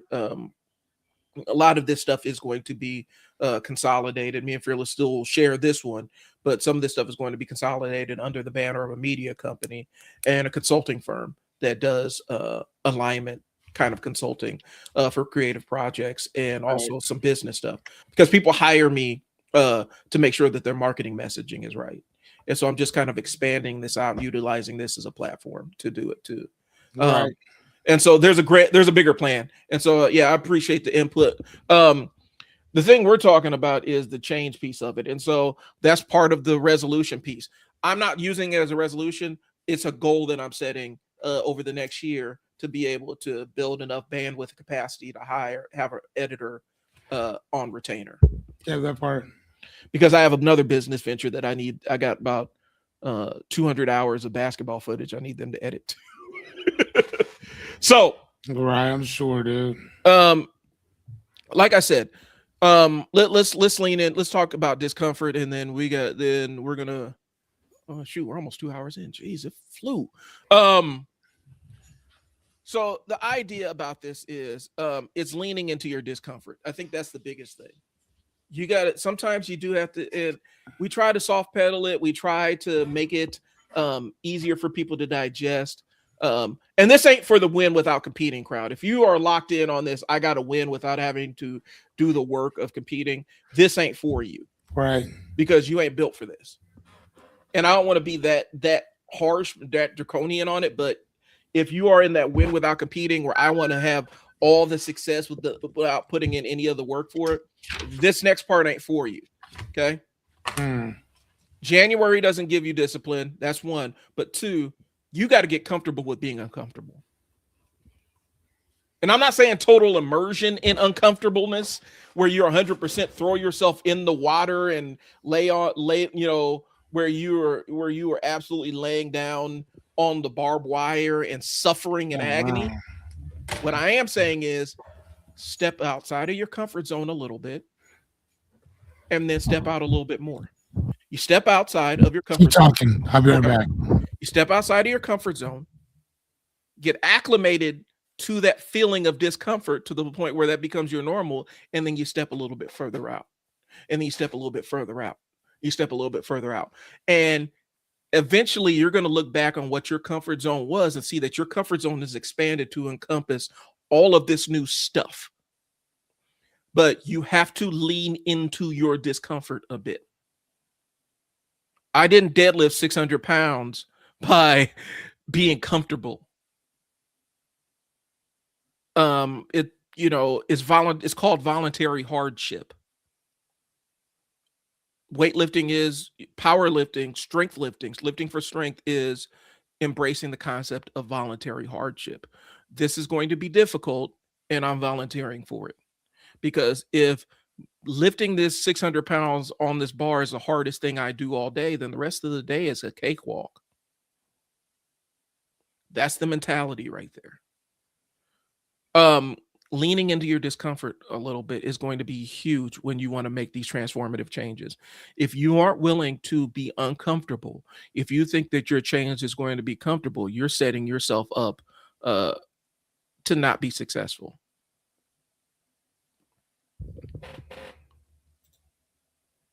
I like that. I'm gonna check that one out.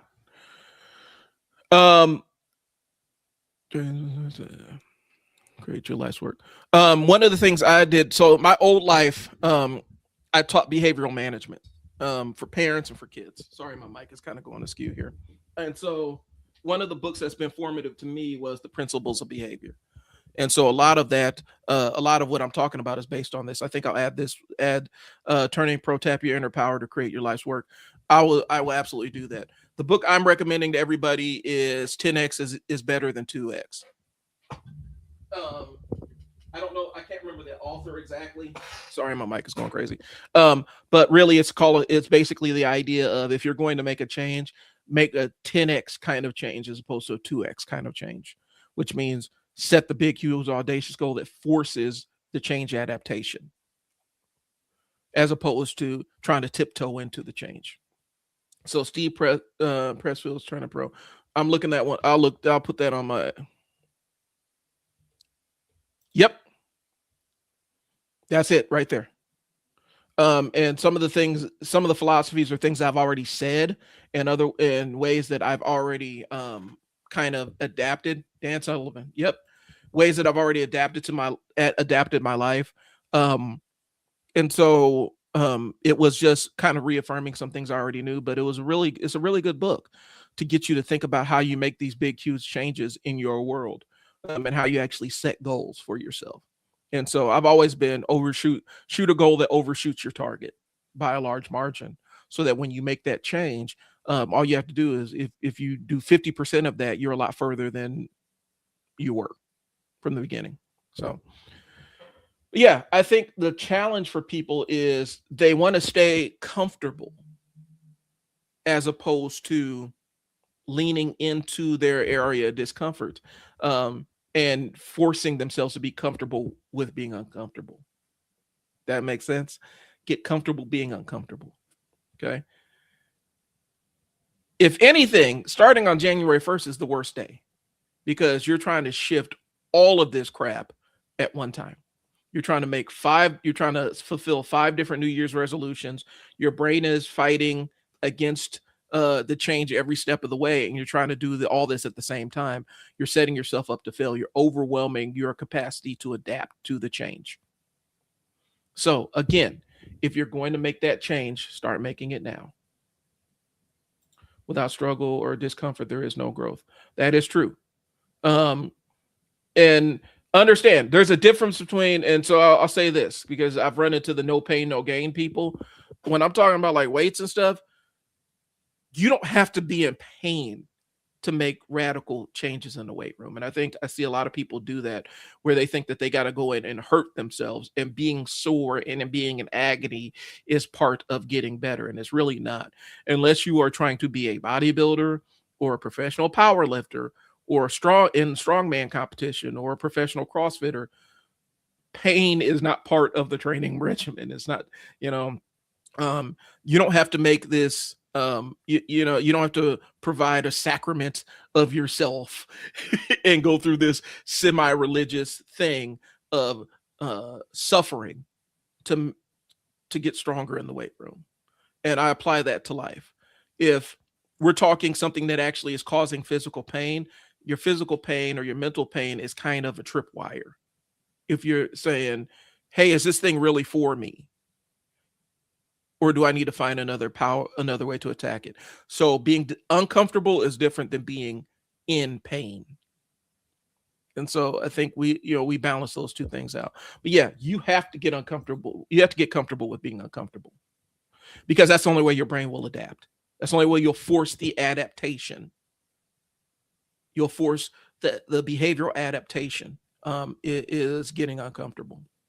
Okay. And that's why a lot of resolutions die before February, because your brain is trying to get back to its state of homeostasis. It's trying to get back to what's normal, and it's going to fight you every step of the way. And if you're trying to do 5 changes instead of 1, and you've never built any momentum with any of them, you're just all starting at the same time on the same day at midnight on New Year's, you're trying to initiate all these things at the same time, is basically trying to drive 5 different ways at one time. You can't do it.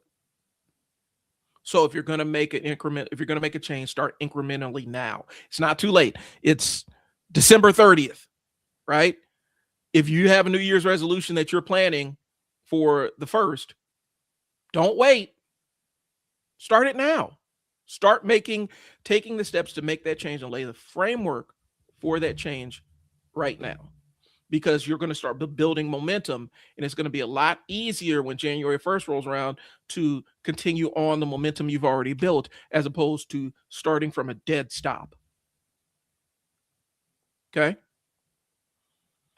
And I provide this framework. I do have my school community where I'm teaching people, business owners, how to start making content to drive business to themselves. And I do have a lot of people that are kind of just waiting. They're waiting for this perfect moment. They're waiting for this thing harmonious, the planets to align and this harmonious event to happen, and everything's going to be perfect for them to sit down and press record and start recording, as opposed to picking up their phone, sitting down, finding a light source, and hitting record. And one, my method of get recording, even if it's messy, is in my mind, that's a better way than you need all this, you need all this, you need all these conditions to be right to do the thing. You know, because all that does is a baked-in excuse. It's a built-in excuse. Understood. Yeah. That's how I view the world. You know, again, I have to adjust for the way my brain works. I have to adjust for the neurodivergence. I have to adjust for ADHD, possible autism. I have to adjust for a lot of different things. And so I have to trick myself a lot of times to get the things that I want done. And I'd imagine a lot of other people struggle with it because they are trying to tiptoe into the change. And that's not how it works. I'm gonna go ahead and finish up my thing here. Okay. So whatever the thing you want to change is, find the smallest thing that you can do and start there today. Start while you're unsure. Okay. You don't build confidence in what you're doing without putting in the reps. Confidence without putting in the repetitions is false confidence. So start when you're not certain. Start when you're unsure. Okay. Because if you're waiting till you're sure, you're never going to be sure. You're never going to be 100% certain about this thing. And you're never going to have 100% competence in it without actually practicing it. So do the reps and build the confidence. Like I said, confidence without repetition, confidence without practicing, confidence without starting messy is false confidence. And I'd rather have, you know, if I'm going into a brain surgeon, I need a brain surgeon that has some reps under his belt, as opposed to, I'd rather have an unconfident surgeon who has a lot of reps under his belt, as opposed to a supremely confident surgeon, and this is his first time with the scalpel in his hand or her hand. Give me the person that's questioning themselves, but that actually has applied experience. Yeah. And a lot of people are waiting for the applied experience to magically manifest in their brain, and you don't get that without practicing. The entire concept of the show is trial and error. Go out there and screw up and learn the lesson and get better. You do that with your New Year's resolutions too. Go fuck it up. Yeah, I have this book right here. I think we were just talking about that, Brian. And we got another Dan Sullivan. I have him. And again, here's the thing, Liberty Church. I don't really read a lot of self-help stuff at all. Like, at least not anymore. I don't. And if I do, it has to be something that's really special or whatever. Because I think that here's the thing. I'm gonna be honest with you. I think that when you're actually putting up the numbers, when you're actually doing the work, it's not that you need motivation, because you don't. Maybe inspiration, but you don't need to necessarily stay motivated because something else is. So, let me rephrase that. You don't have to stay disciplined because you're already motivated. Yeah. I'll say that instead. You just reminded me of the thing I wanted to talk to you about on here. So the concept is, you don't have to stay motivated because you already know, right? One of the things, because I'm already disciplined. Yeah. When it comes to certain stuff. Yeah. Well, another side is accumulating knowledge sometimes can be a crutch. Oh yeah, for sure. Yes. The accumulation of knowledge, over learning is a crutch, because over learning is fun. Learning is fun. If you have a certain mindset, learning about shit is fun. I love to learn. Learning and then planning. Ooh, planning is great, man. Planning is amazing. You get to use your imagination. You get to imagine all these scenarios and everything. Planning is great. Planning is bullshit without execution. And a Yeah, lot of times people get caught up in the planning and learning phase because that's comfortable for them. And then as opposed to executing it. they never execute the thing. They never get practical application of the thing that they've been learning. I've had clients that get caught in that phase. There's always something else they need to learn. There's always something else they need to learn. I've had to tell one of my clients, you know everything you already need to know to get started. Don't buy another ebook. Don't watch another video.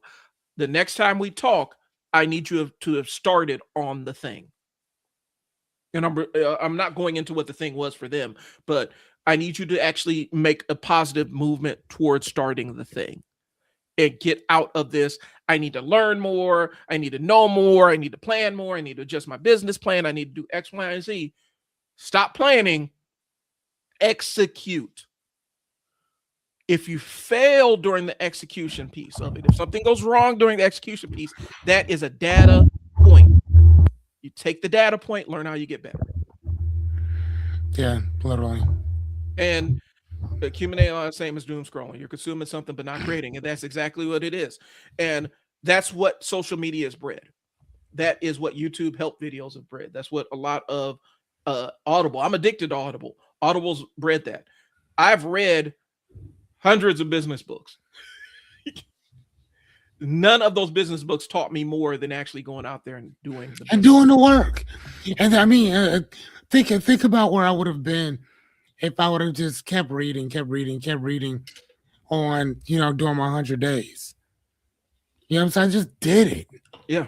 Now what I have is I have the experience from going from here, and not only that, from making plans every single day.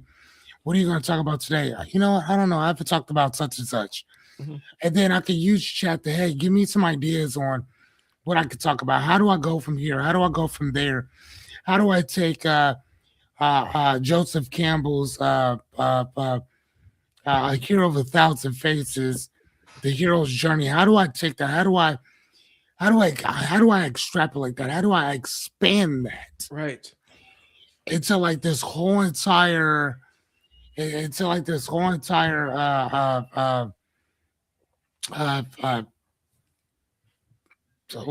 word do I want to use? Into this whole entire like 3-phase seminar type thing. How do I put all that in there? How do I break it up so people understand where they actually are? Because I think that from the standpoint that Joseph Campbell was talking about, mm-hmm. the hero's journey, first and foremost, the hero's journey is a story like ours, but the difference is that every hero that he was talking about was half man, half God. Right. Every one of them. So if you talk about Superman, if you talk about Pythagoras, not Pythagoras, if you talk about what's my man's name? Prometheus.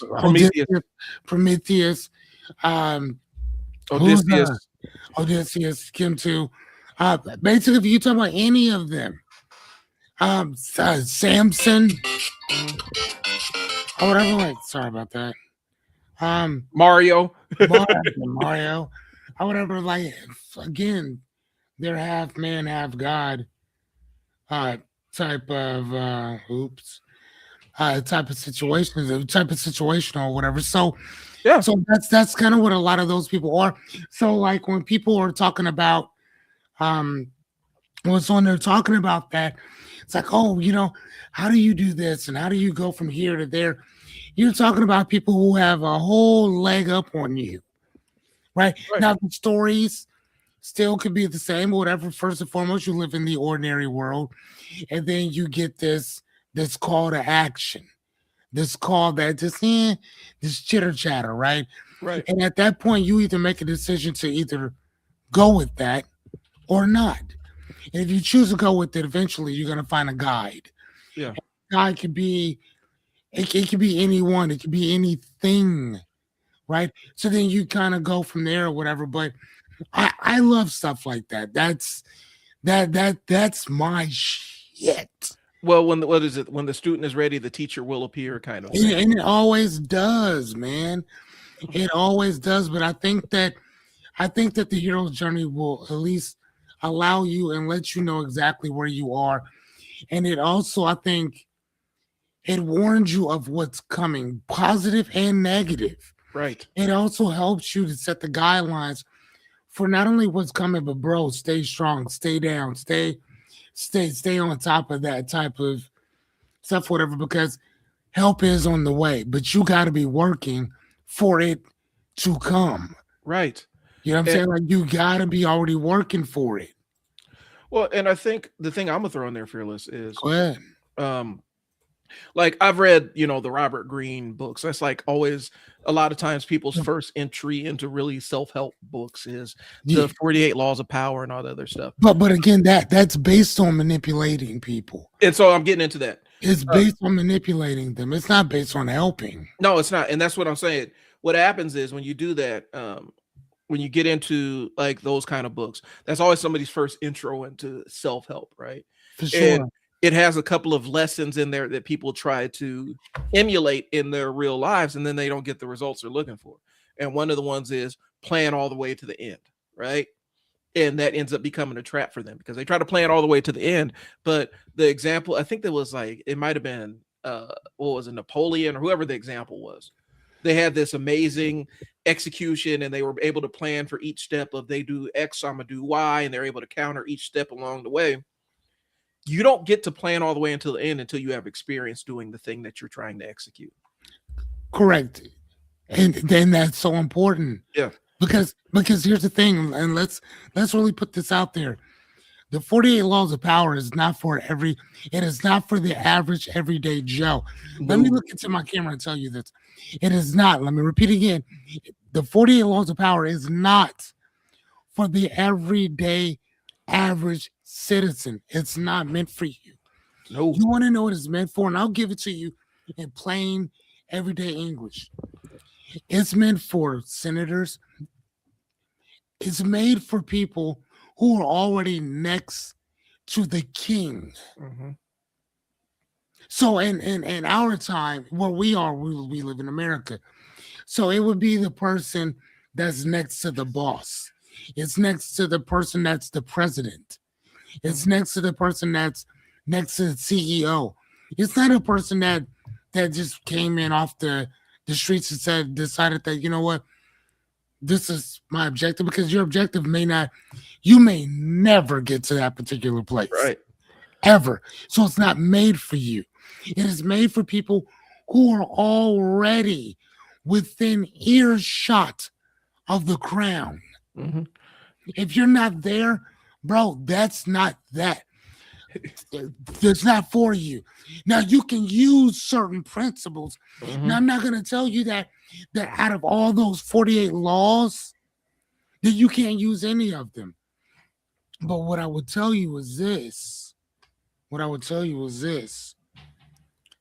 I think it's the fourth or the fifth one where it tells you that your reputation Is everything. is Guard it with your everything. life. You need to guard it with your life. But the problem is that your reputation isn't yours. Mhm. Your reputation is the opinion that other people have about you, So right? So you can try to, but what happens if you're dead? Who's going to then protect your stuff then? You're not gonna that's not it's not gonna happen like that. So therefore, what do we do? You see what I'm saying? So you can't you can't protect yourself against something that doesn't belong to you. that's where I'm going with it. It does. It's not yours. The book is it's basically how to be a paid sociopath. And unless you are already on that path, because they've done the thing where they found out that sociopathy is high in politicians and high in CEOs and stuff like Yeah, that. yeah, I get it. Um, and I'm not saying that Robert Greene's books are all bad. Like I've read most of I'm his not, work, I'm not but saying that they are either, right? but some people are utilizing this as a framework for their lives, and And they're it's not trying to meant for be you, they're trying to do this all this Machiavellian stuff, right? and they're more like Bugs Bunny. Yeah.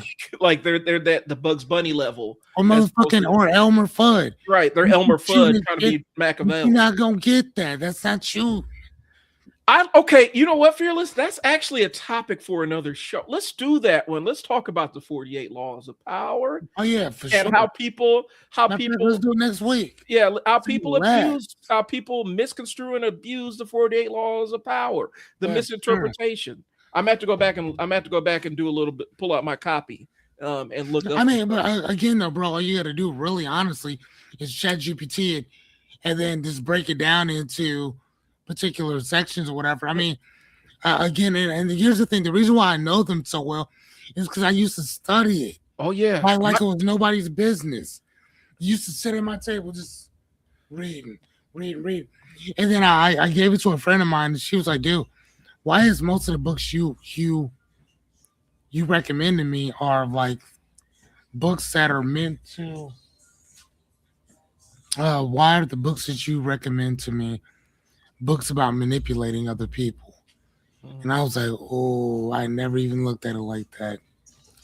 And then when I started thinking about that again, using some critical thinking, I'm like, where do you find that book at a lot? In prisons. mm-hmm.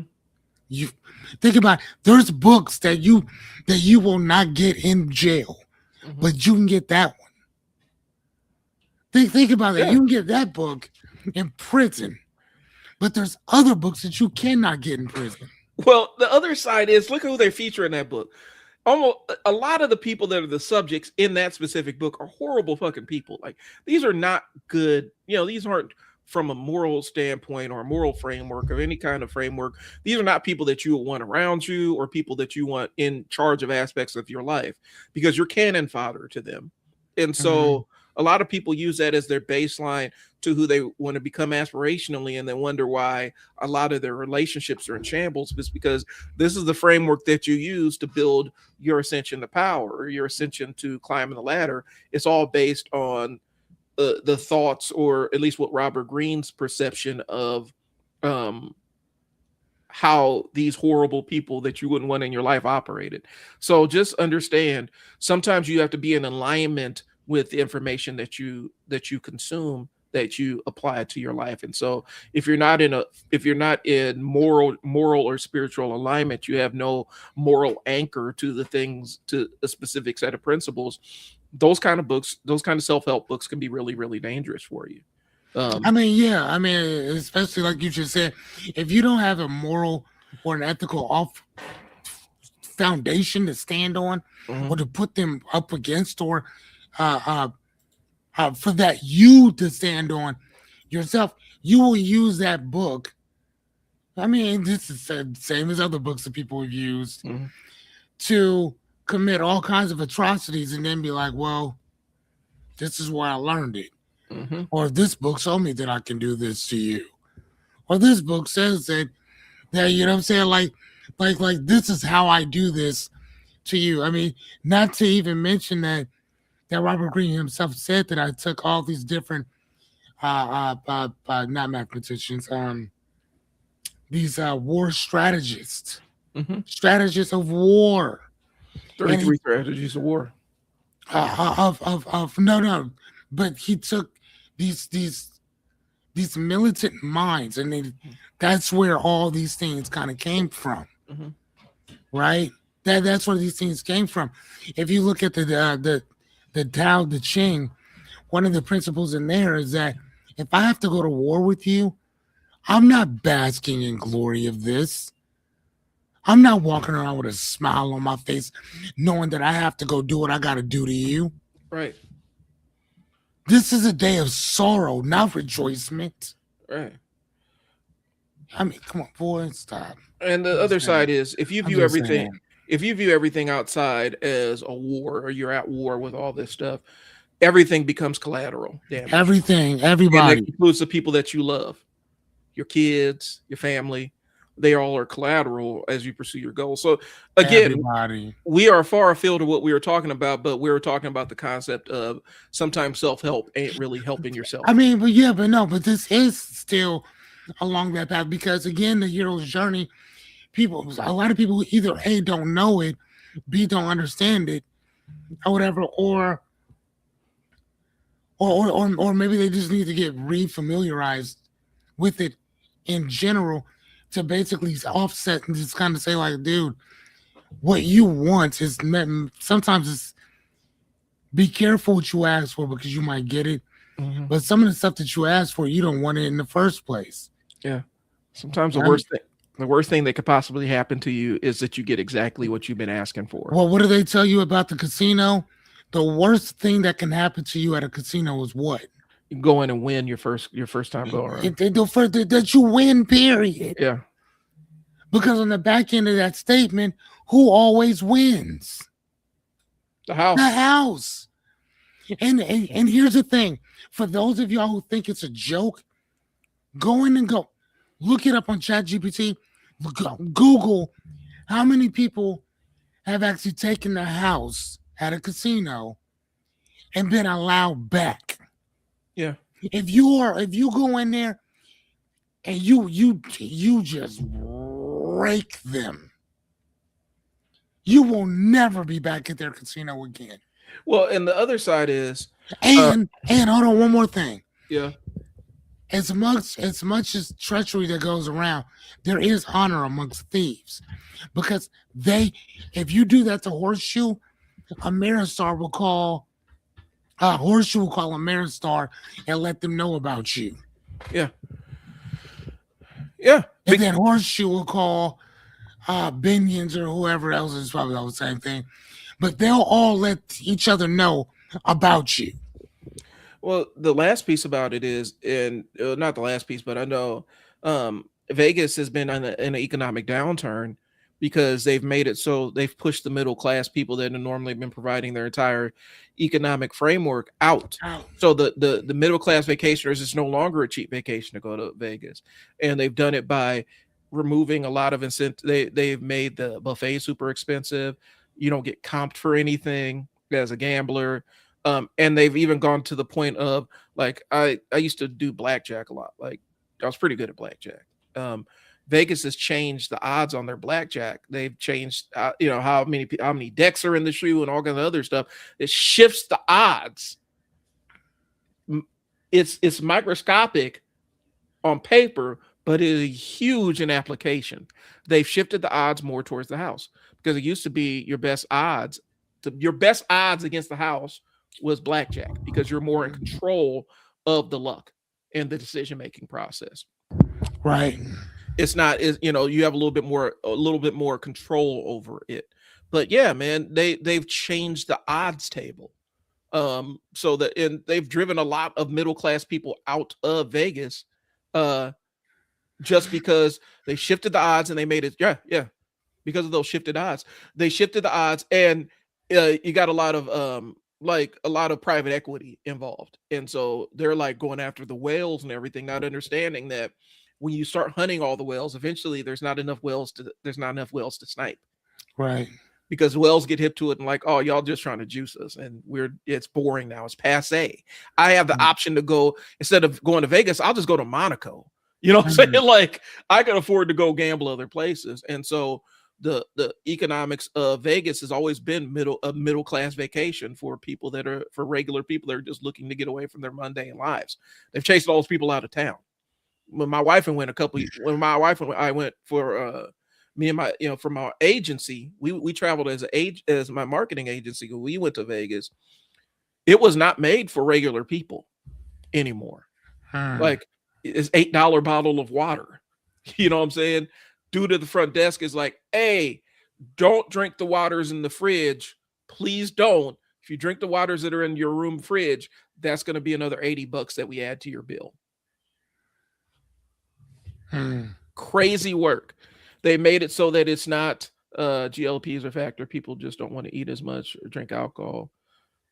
GLPs cause them not to gamble like they used to. Yeah, there's some aspects of it where it reduces your impulsivity and your addictive behaviors too.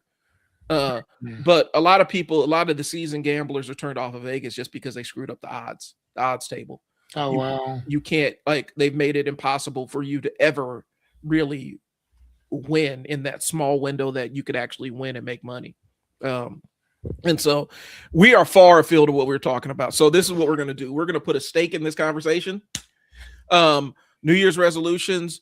We're going to say, oh, you live in Vegas. Yeah. Things are so expensive here now. Yeah. We came down and experienced it like this is too expensive to be sustainable for a regular vacation. These used to be cheap. I live in Vegas. Oh, so you're feeling it for real, for real.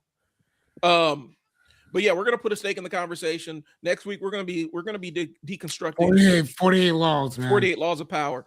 To put a pin in what we're saying, your New Year's resolutions, as you imagine them, are kind of BS. You have to set a framework so that you can make the change. My take is if you decide you need to change things, start making the incremental change now. And then by New Year's, you already have the framework laid out. It's not too late. Okay. So that's what I'm saying. Be kind to yourself in this process of change, and don't beat yourself up if you don't quite hit the goal that you're aiming for. At least you're further along than when you started. That's all I got. Okay. Fearless, do you have anything? I actually do not. All right, cool. I'm good to GO. Do you want me to drop your QR code up there so people can call Fearless? No. I think I'm gonna change some stuff up a little bit. All right, I'll throw mine up there. This is my QR code for my stand store. This is where I have all my social media marketing tools. I have an entire pack full of engineered AI prompts that I use to analyze businesses and write content and things along those lines. The marketing stuff is really based on my decades of experience, plus a lot of the sources that I've read and referenced. And so when you utilize one of these prompts, it's going to say, take somebody through the 5 layers of awareness and stuff like that. And so these are prompts that you can copy and paste into your AI of choice and get outputs, because one of the things about utilizing ChatGPT or Claude or whatever else you're utilizing, even Gemini, and Gemini is really, really good now. Garbage in, garbage out. If you have garbage prompts on the front end, you're not going to get great outputs. And so I have those for sale. Plus, I do have my school community that I've opened up where I'll teach you how to create content that makes money. So that's what I got. I do appreciate you. We'll be back at y'all next week. 48 Laws of Power. We're gonna deconstruct it. We'll talk to you later. It's Brian and Fearless with Trial and Error. Doses. Peace.